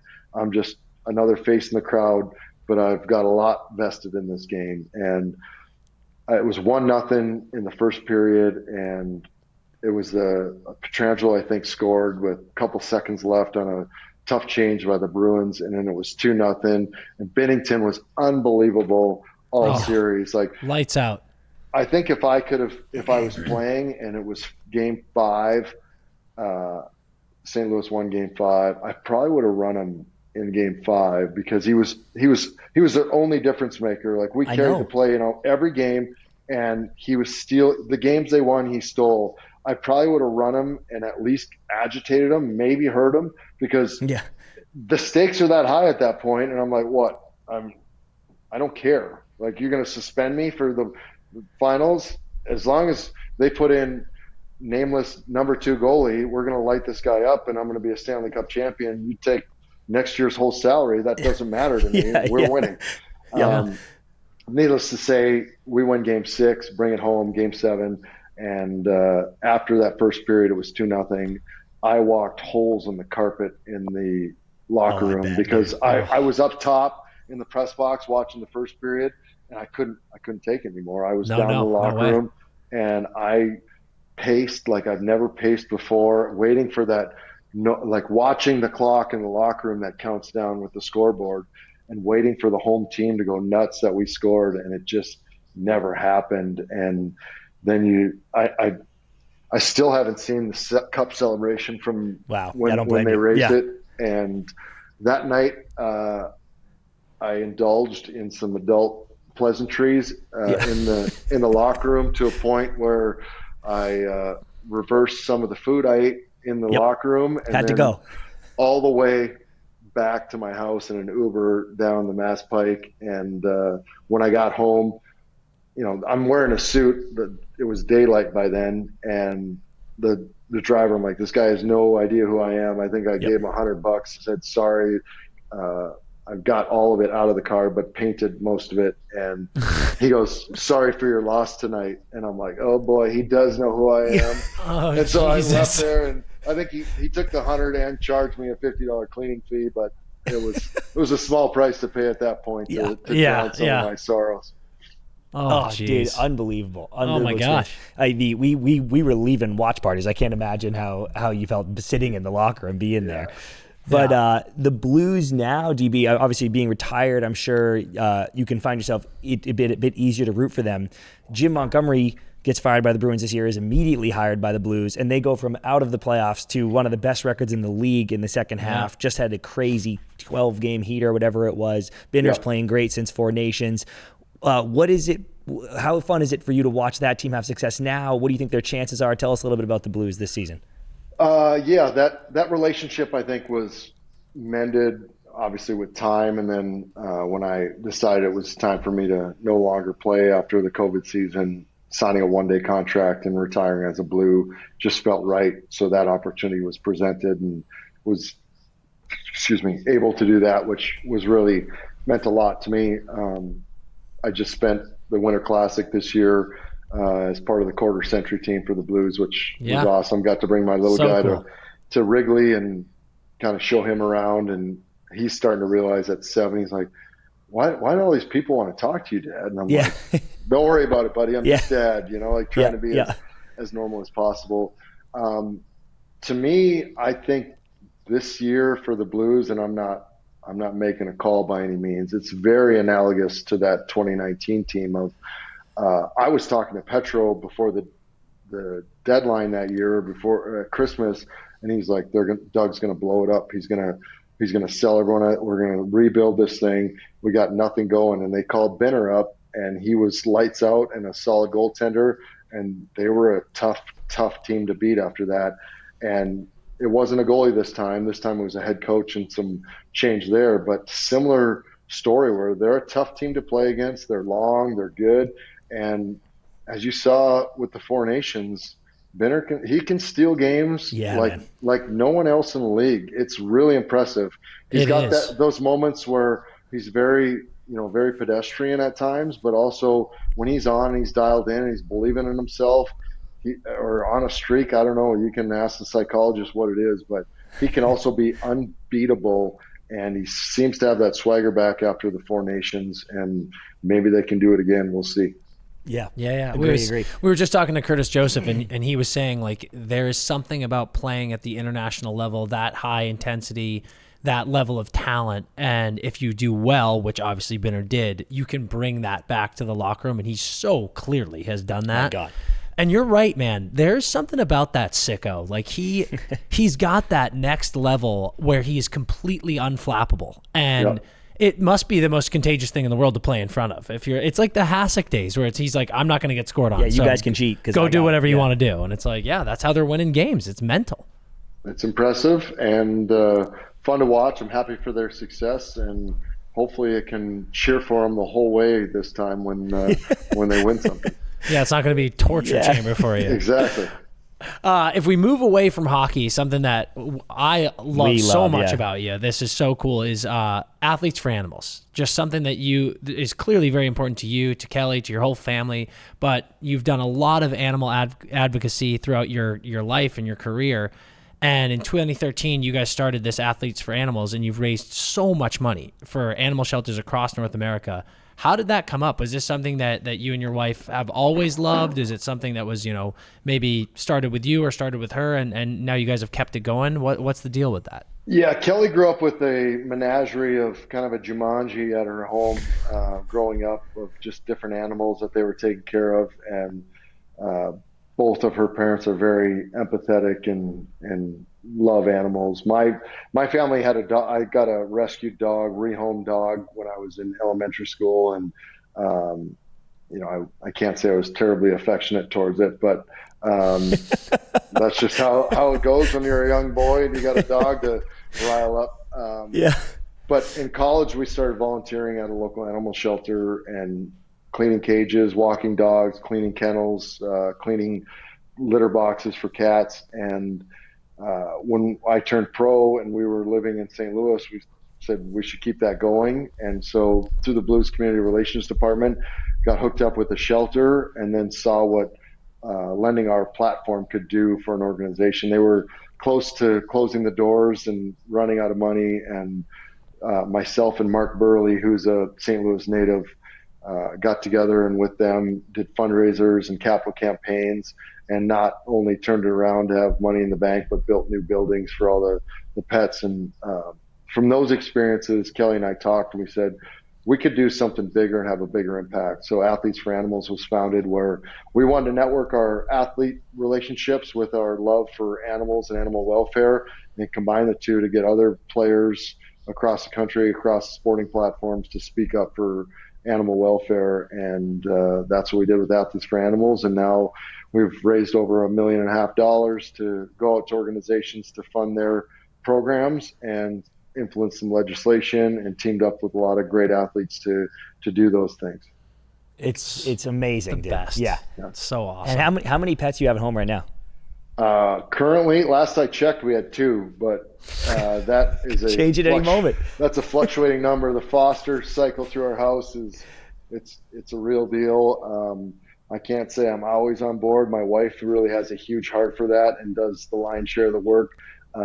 Sometimes I agree to it. Sometimes I don't agree to it, but no matter what I say, they come into the house and we help them out. And it's just the way it is. And the kids have learned to be kind to animals, and our dogs, have really been great to let them all come inside and be part of our family even for a short time. So a lot of great lessons we've learned from it, and been able to see some great work being done through the organization. It's so great. I was going to ask if Kelly's the type of person who would just show up home one day with another dog, and it sounds like absolutely. Yeah. Most of the time she asks, but even when I say, do we really need that? No, let's just pass on this one.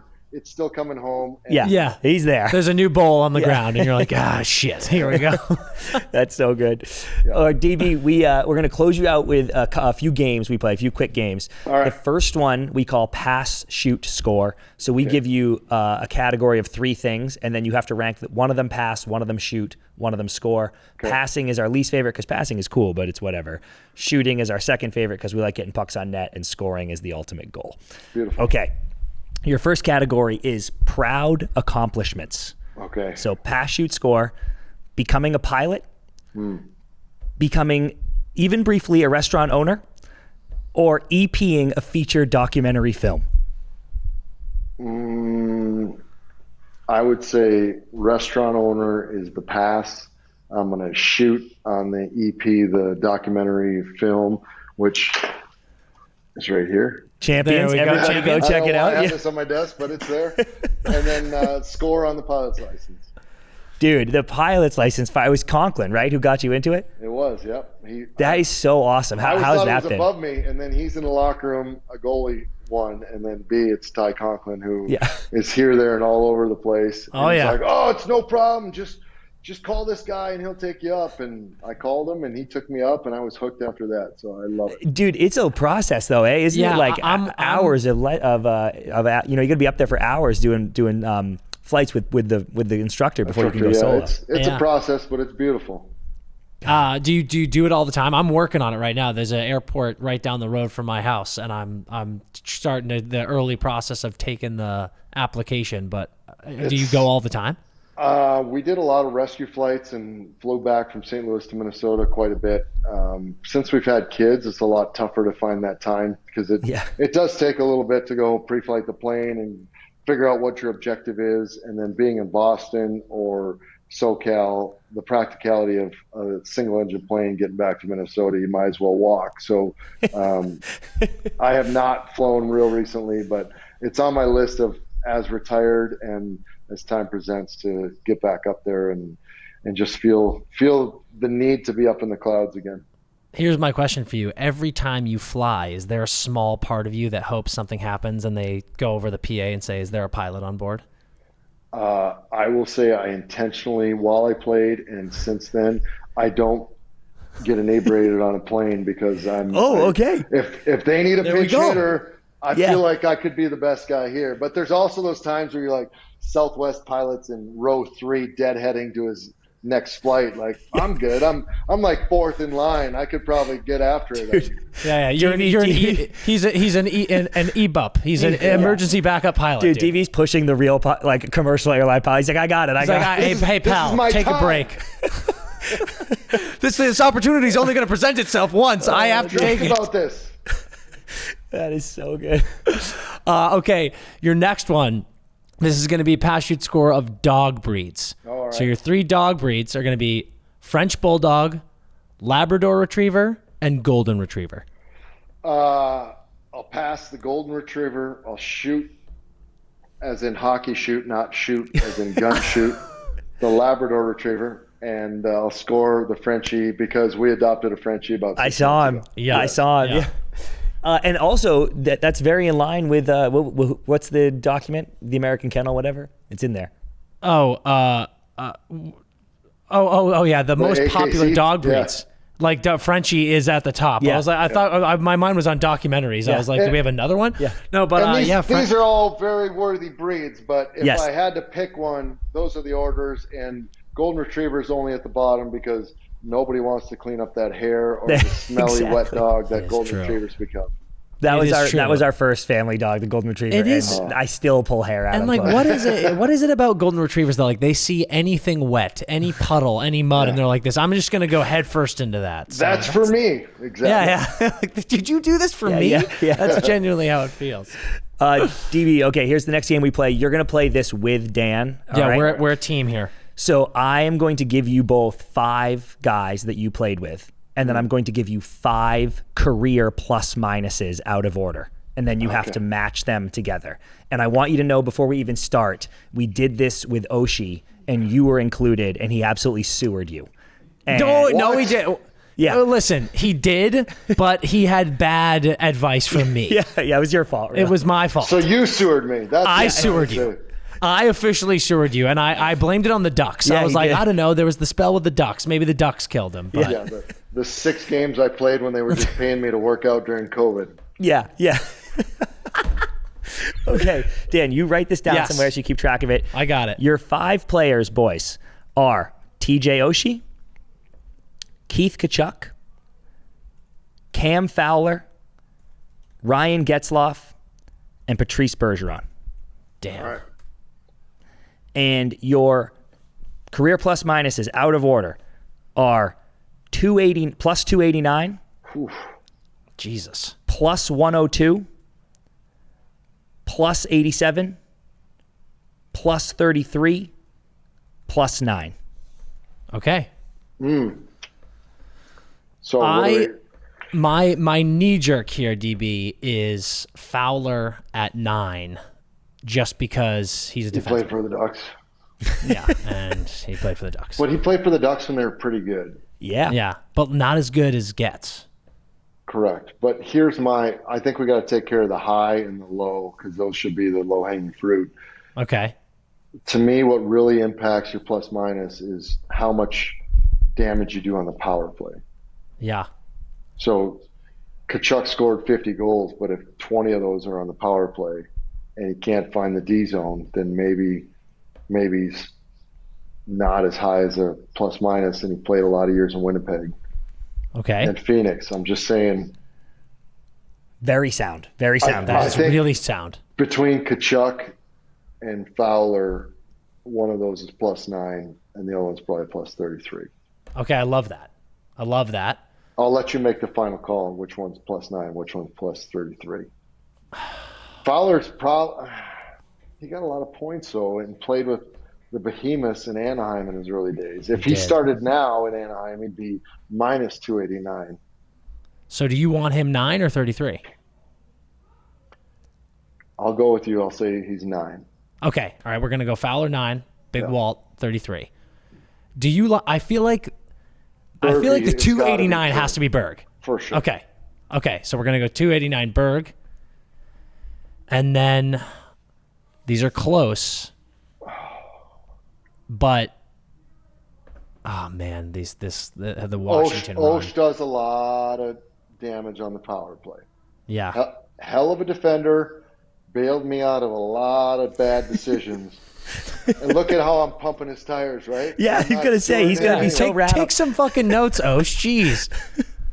Okay, so No, time out. He can sue me. I told him, and I meant it, that he made me the real deal in the NHL.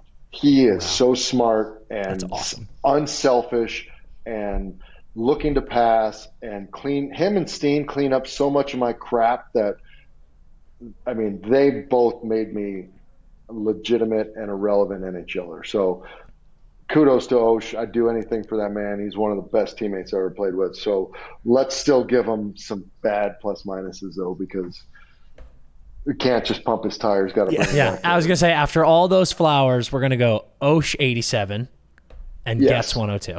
I Okay. like that. So top to bottom, CP, we're going Berg 289, Getz 102, Osh 87, Big Walt 33, Fowler 9. Boys, for the first time shitting ever me. in the history of this game, a perfect 5 for 5 on your first guess. Look at DB. I got pennies. I've been working so hard. Let's on go, this. dude. The plus minus god, dude. Holy shit, that was electric. I'm sweating right now. I'm literally I got sweating. pennies too. Look at these things. Yeah. I'm sweating. I'm like, I actually, like, this is my gold medal. That I can't is believe. incredible. Dude, DB, you have no idea how You're bad high I suck five. at this. Well, yeah. Come on, dude. That Osh- was sick. Ocean Dan went 0 for 5 on their first guess. Wow. And you know what? You know, Hey, this Walt. is such a huge win by you, because I would have never had Walt at 33. I Same. feel like I would have boosted him way too much. That is huge. It was the power play. Wow. Whew. That was what genius. What did Osh put me at for plus minus? So, dude. Oh, dude. Actually, I'll pull it up. It was so bad, man. We actually, but again, it was me. Because he was like, what he said when we were looking at it, I was like, oh, I was thinking about the Ducks days, and I was like, well, no, I don't know about this and about that. And Osh was like, dude, no one scored when DB was on the ice. Literally no one scored against us. So he's way higher than you think. And I still convinced him, and it fucked us over. Do you have a guess what your career plus minus is, DB? I'd say like 80 or 90, somewhere in there. It's plus, I think. Let me make sure this is right. I had one year You were I was the plus 33 one year. I think I was the highest forward. Wow, that's sick. Yeah. Okay, career is plus 64. Okay. And, oh yeah, dude, 32. That's nasty. Well, One they year. have 31 goals and 31 assists. And Yes, exactly 32. right. Wow, 31 goals, 31 assists, plus 32. What a season, dude. Oh, Electric. my God. And Bergeron And you- got the Selkie. When we'd have parties at his house, I would try to get into his safe and steal that Selkie trophy back. Yeah, you're like, that's half mine, dude. Yeah, Break dude, off like, a are you piece of it at kidding me, least. dude? The whole thing was mine. I'm not leaving anything for him. Yeah, you're right. You Yeah, take he's that got whole plenty, thing. dude. He has plenty of them. You should give me one. Okay, here's the video. You were the highest one we listed. And David Backus. And the plus minus is plus 64, plus 38, plus 17, plus 6, Yeah, okay. minus 23. You're the highest one. First of all, shame on you. Oh, and Osh does say plus 64. I know. He gives it to him right off the bat. And then, oh, dude, yeah. So then, okay, but then when he finally guessed, you were minus 23 career. Insane. The disrespect. Insane. I can't believe we just did that. We just went 5 for 5. 5 for 5, never seen That'll it. never happen again. Never seen it. Unbelievable. Okay, give him the last one. Okay, your last thing, DB, and then we'll let you run. We're going This to is ruin something- it. We should end on that. We can't I do actually it. completely agree. But We might- this isn't even a game. This is just fun for you. So yeah, this is- that's actually yeah. true. right. This is called Career Hattie, where we ask you guys what your favorite 3 goals of your career are. And it can be at any level. It can be Mankato, it can be Lincoln, it can be Blues, Bruins, doesn't matter. USA. I'll go from bottom to top. I feel like I should have one from the NHL, but I'm not going to include one from the NHL. So Wow, in that is college, first time. college, I love this so much. Okay, here we go. We played Wisconsin in the first round of the WCHA playoffs, and overtime, game 1, and I came down the left wing and absolutely shelved one on Brian Elliott, high glove, and sent us. Maybe it was game 2 because it sent us to a game 3 that we were do or die at that point, and I can still see the little pocket above his glove and smoked one up that. there. That's so sick. Yeah. So that's my third favorite goal. My second favorite goal was actually it is an NHL goal in St. Louis. We were playing Nashville in St. Louis, and the puck popped up, and Steve Sullivan, for whatever reason, was like waiting for it to come down, like he was a shortstop for a pop up. And I don't know why, but I absolutely tossed him, like hit him as hard as I could hit somebody.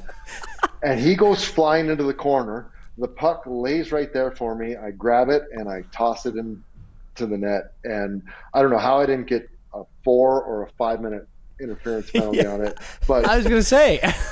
that one sticks with me, and I just absolutely loved it. I got away with the penalty. I got to smoke Steve Sullivan, and I got to score. And a goal. Yeah. The other one is against Switzerland in the 2010 Olympics. The Swiss were a well-coached, tight defensive team, had Jonas Hiller as their goalie, and it was one of those games where it was back and forth, and we had tons of chances, but we weren't scoring. And you just know how those go, where they're going to get one chance, they're going to score, and now you lost the game 1-0. They had no chance being into it. Anyway, they take a shot, Ryan Miller off his pad right to me as I'm centered down low in the zone, and I wheeled up the left side in that Vancouver arena around everybody, tucked it all the way around, tucked it in the far side of the net. And that broke the seal for us. And there's actually an amazing shot from overhead shot of it as I've got just sliding it into the net. And I'll never forget that one. And the adrenaline I got from that was like no rush I've ever had. God, wearing your country sweater, dude. Incredible. Awesome. Yeah. So awesome.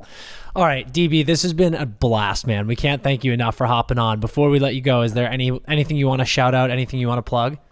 No, I think that was one of the more fun interviews I've ever done. So thank you for amazing, man. for bringing it. Love to hear it. And a little trivia. And when you set new records in the trivia, how can you go wrong? So, yeah, dude, this will go down in history. It's as good as it gets, dude. We're gonna have to add this to his intro. Yeah, I can't wait to show Osh. I'm gonna text him right when we finish. Unbelievable. I am Thank you again, man. Yeah, good. I was minus 23.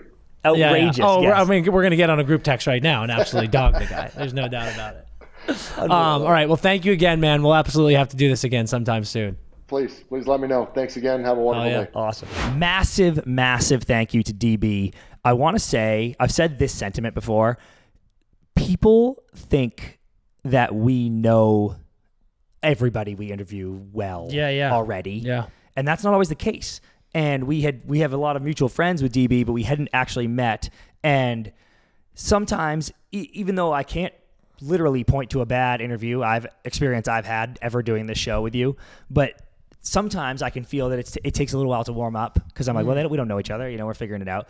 Dude, DB was just like, hey, what's up? I'm the man, and I'll tell really cool stories. No hesitation. We've been friends for 30 years. Just such a G, dude. Insane. And I also want to shout out to, dude, that I know we have a lot of Boston fans that listen to this show, and I know that some Boston fans had a sour taste in their mouth from the Backus experience in Boston. Getting some insight on that from him and just getting to know him as a human being, if that didn't change your tune, literally complete 180, then you have a dump in your pants. And just seeing how committed he was. Oh my God, dude. The minutes I'm sure he wanted, how committed he was to trying to win that Stanley Cup was crazy. Incredible, dude.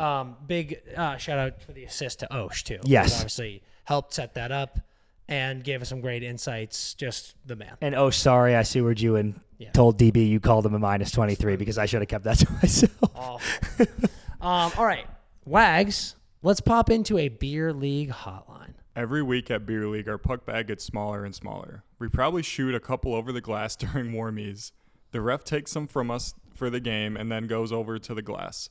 Point being, every 2 months we realize we only have 3 pucks left to warm up with, and we have to buy more. Then this repeats. Is it too much to ask these rinks to provide the Beer League with pucks every night? Never in my life has there been a more relatable beer league hotline. Dude, agree. Never in my life. Oh my God, dude. One, it's always so funny when they're your pucks, when they're your team's pucks, and you're doing warmies. It feels like such fucking peasant shit when one of your pucks goes into the other team's end, and you're chasing it. You're like, I need that. Those are our only pucks, dude. Give me that puck. And there's a really good self-policing. Like when that happens, guys will toss the puck back. But even that feeling shouldn't exist, dude. Correct. Like we are too old for this. But goddamn, is it annoying when there's pucks going over the glass all game, whether in warm-ups or the game. I mean, it happens constantly. And the refs keep coming to the bench going, another puck, please. Yeah. And I'm like, are you going to go fucking get that puck that went out of the ice, dude? It is possibly the time in my life in beer league where I hate the refs the most. Yeah, agree. Because I'm like, dude, go get my pucks. Yep. Like, what the fuck? I don't have a million of these. You can't keep taking our pucks to use and then not replenish them when they go over the glass. And Dan, I will add that And I hope I'm not giving away a trade secret here, because like if we lose this privilege, I'll be devastated. But on the days or the nights when we show up with no pucks, like someone grabs the bag and it's fucking empty. Horrible. I go to the Zamboni room and I go, yo, can we have some pucks? And he's like, yeah, and throws like 50 on the ice. So it's not like they aren't there. Like the rink is, dude, just like make it a self-fulfilling thing, dude. The pucks go over the glass, you pick them up and then just give them back to me. And I don't get a couple of things. Number one, having your own pucks. I don't use those pucks unless I'm at beer league. Yeah. It's like these aren't things that you're like, no, I need these at home. Right. So to me, I just feel like it's so easy to at the beginning of the season, charge every team $20 extra. Dude. And just go, guys, we're buying 500 pucks. And you never have to bring pucks. Every single game, you will come out and there will be 100 pucks dumped on the ice for your warm-ups. And do not take them. They're here. Everyone's using them. We all chip in. So then it doesn't matter when a puck goes over. It doesn't matter which bench the refs takes the pucks from, because they're the league's pucks. It's the same pool. It is one of the greatest questions of my life when playing beer league hockey is why this isn't the most standard thing in the world. There should just be rink pucks. And we move on. It's so obvious, and I wouldn't even fuck the $20. I mean, fine, whatever. But I'm saying because it's like $1 a person. But I'm like, fuck that, dude. You're the fucking rink. Buy puck, and dude, I'm like, we pay $1 billion for beer league. Dude, it should be like when the score guy comes out. Yeah. Before every game, Yep. he should literally have 2 bags of pucks and just puts them on the bench. Or I guess because they just roll games all night, that bag should just stay on the fucking bench all night. Correct. Like literally first game of the night, puck bag. They should just be leave it there, dude. The scorekeeper's box. There should just be pucks in there. And then boom, next team's up. Here are your warm-up pucks. And I have them for the refs. Like, this is the most no-brainer thing ever. And it is such a tragedy that everyone, we're getting messages about it. Everyone is experiencing this. Yeah. And it is the most simple solution. You know how they always, give us the survey at the end of the year? Yeah. And every year, they're like, anything to change? I literally write one thing every year. Heat up the fucking showers with the F-bomb. I write the fucking showers. Yeah. Because I'm like, come on, dude. I asked for so little here. Help me. Just make a hot shower. Yeah. I'm now changing it because they actually kind of did heat them up. I'm changing it to this. How are there not rink pucks, Rink dude? pucks. Like, I am not buying more pucks, dude. I'm 50 years old. It's like, what are we doing? The water bottle thing I get because it's almost like a cleanliness thing. Yeah. I would rather bring team My water own. bottles Yep. than have, don't know if someone's got a cold, Yep. whatever. But the pucks is the most. Anyone on the other side of this argument, you are a terrorist. Yes. So kindly shoot yourself into the fucking Atlantic Ocean. Oh, you dude. idiot. Agree. All right. Let's go ahead and do some BetMGM odds. All right, we're doing BetMGM odds. And Dan, this is a series that we are looking forward to very much, which would be the Dallas-Colorado first-round matchup. Mm-hmm. And these are the odds to be the top goal scorer in that series. Goals. Not points. Goals. The top goal scorer in the Dallas-Colorado first-round series. I got it. Brought to you by BetMGM. And I know how odds work. No, he doesn't. We've got Cale Makar, Wyatt Johnston, Mikko Rantanen, Nishushkin, and Lehkonen. And odds out of order are plus 400, plus 600, plus 425, plus 350, and plus 450. All right. We're gonna go 5 for 5. I love that, Dan. You're on my team here. Yeah. We're back together, dude. We're back Okay. together. Number 1, I think, is gonna be Nishushkin. Dude, I kind of agree. Because that's all he does. 350. Like, literally, he is a goal-scoring machine. We're going Val 350. And literally, Dan, he will have 7 goals, 0 assists in this series. Yeah. I like. Who's their best scorer? Because we have 2 Dallas guys. Yeah, Mikko and Wyatt, and I actually like Wyatt. Mikko has not been scoring. Really? Hasn't been scoring at all, dude. Interesting. But he knows Blackwood. He knows the Avs, dude. I like Wyatt next. This is exactly what I would do. Wyatt at 400. I would go Val, Wyatt, Cale, Mikko, Lek. Val, Wyatt. You'd go Kale third at goals. The guy I mean, I know he had 30 goals, 30. but still, that's fucking crazy. It's not. As a defenseman in a playoff series, It's Cale Makar, dude. dude. Would you bet against Bobby Orr? You idiot fool. You idiot fool. Okay, I'm down with Wyatt next. All right, so Wyatt, we're Even going though I don't 425. No, 400. 400. Yep. But I don't even know if I like that anymore. Come on, dude. Just let me do this. 425 for Kale. Yep. And then you'd go Mikko over Lek. Yeah. Mikko 450. But I thought he doesn't then score, dude. You just told me he doesn't never scores. Arturi Lehkonen 600.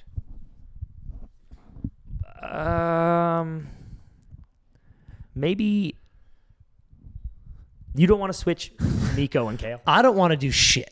But if you want to overrule one, you can do it. Is Lehkonen last, dude? They're all good players. Someone has to be last. The defenseman. Oh, it's the defenseman. He's just a defenseman. It's Cale Makar. You're right. In the playoffs, dude. He won the Conn Smythe. I might okay, let's do this. And if this is 5, then I'll never question you again. But If this we is get 0. if this is 0, I will fucking beat your head in with this microphone. Okay, fair. All right, Wags, we're going to go. Valerie Nichushkin, plus 350. Wyatt Johnston, plus 400. Cale Makar, plus 425. Mikko Rantanen, plus 450. Arturi Lehkonen, plus 600. You got 2 correct. You rat. Fuck you. By the skin of your teeth. Which did we get right? You got Johnston at 400 and Rantanen at 450. Wow. Okay, well, I was going to move that one. You doubted me. Hey, check this out, dude. You know who's literally that has the best odds right here? Is Cale. No, he's 600. No, it's going to be Cale, 350. Lek. No. It's All right, no. Actually, to your point, we're going to go Cale 600. You're so confident. You're so confident. dude, how could he be Okay, shush. How could he be the highest, dude? Because he's Cale. Yeah, but Wyatt Johnson, dude, is like alive. So, like, but in this case, Lehkonen is number 1. Has the best odds. hasn't he been pumping in goals with Nate? Yeah, he's fantastic. He's an unbelievable player. But you know who else has been pumping in goals? Cale. How many did Lex score this year? So we're going to go like this. We're going to have Val is not last. But yeah, we're putting Cale last for you. I know, but that's what I'm saying. This is probably right. Shut your whore mouth, dude, okay? This is probably Shut your whore mouth. We're going to go Lehkonen now is 350. Yep. And that makes what? Val 425. All right, Wags. Let's see if that's right. We got the other two. So Arturi Lehkonen plus 350, Valerie Nichushkin plus 425, Cale Makar plus 600. You got none of them right. Well. Would you look? Would you look at that? The plus 350 is going to be Cale Makar, the little lonely defenseman. How could plus he score 350 more goals than Wyatt Johnson in this series? Which means we're going to have Nichushkin is plus 600. Which is also wild. ridiculous, dude. All he does is score goals. And it's going to be 425 for Lek. That right, Wags? You got them all right. Look at that. Cale Makar, dude. He's going to have 10 goals in this series. He's not even going to score in this series. That's the worst bet I've ever seen. When he scores, I was going to say the first goal of the series, but when he scores in game 1. He will get a peeper goal in this series, but that's it. He'll have 1 goal. Okay. Ridiculous. Beautiful stuff. All right. Let's close it out with a blind ranking. And we are blind ranking playoff teams this year. And again, like we said at the top, we're just kind of going to go with what it is right now. Yeah. HABS, SENS, Blues, Wild, no offense, Blue Jackets, no offense, Flames. Maybe you can get in. I hope I'm rooting for you. Yeah, I like it. Okay. Blind ranking playoff teams' chances to win the cup. The Kings. Okay, I won't go lower than 3. You won't go lower than 3. That's what this kid says to me. This fucking 10 teams better than them. You won't go lower than 3. It's a coward's pick, but I won't go lower than 3. Well, what if we went 4 and then allowed the entire Central to be better than them? And You think the Jets have a better chance at winning the cup than the Kings? yes. Yeah, me too, bro. I don't think they're going to, but I'm just saying. We're going to go 4. But Kings 4. Kings could get hot, dude. Kings 4. Kings 4. Kings 4. Tampa.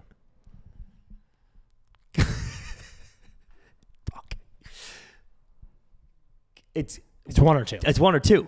And I almost want to go 3 because there's a chance that Dallas and Colorado Dallas does not have a better chance than Tampa. Think about everything we've said. and they got to play each other. So it's like one of them's out in the first round. So maybe it is 1. Maybe it's 1 I think 1 because of the path. Maybe it's 1 because of the path. 1. 1. The Avs. 2. Got to be 2. And I'm happy. And that is fair. That is fair. Yeah. Avs 2. The Habs. 5. What would we have left? We'd have 3 left. I legitimately don't know. There might be some teams on the West, but I think that they're 5. I think so. To win the cup. Yeah. Fuck you, Avs. 5. The Wild. Fuck! I fucked the Kings up. I fucked the fucked it up. Kings, dude. I fucked it up from the very beginning. fucking Dude, asshole. that was this close to fucking perfect. We almost had If perfection. the Kings had been 3, where would you have had Habs 5 or Wild 5? Habs. Habs still 5. Yeah. God, dude, that was so close. But that was good. Great Good list. list. Almost perfect. I fucked it up from the very beginning. I saw that cheeky Wild move, you son of a fucked bitch. it up from the very beginning. I almost had it perfect. Oh, all right. That is it for us today at the Empty Netters Podcast. Huge shout out and thank you to David Backus. Awesome interview. Fun stuff talking about the playoffs. We'll be back on Thursday breaking down the West playoff matchups. Guys, we're here. We here. This We did it. weekend's, and we are officially in the playoffs, baby. Let's strap the fuck in. And until we see you next time. Pray we get my money back. For real. And skate hard.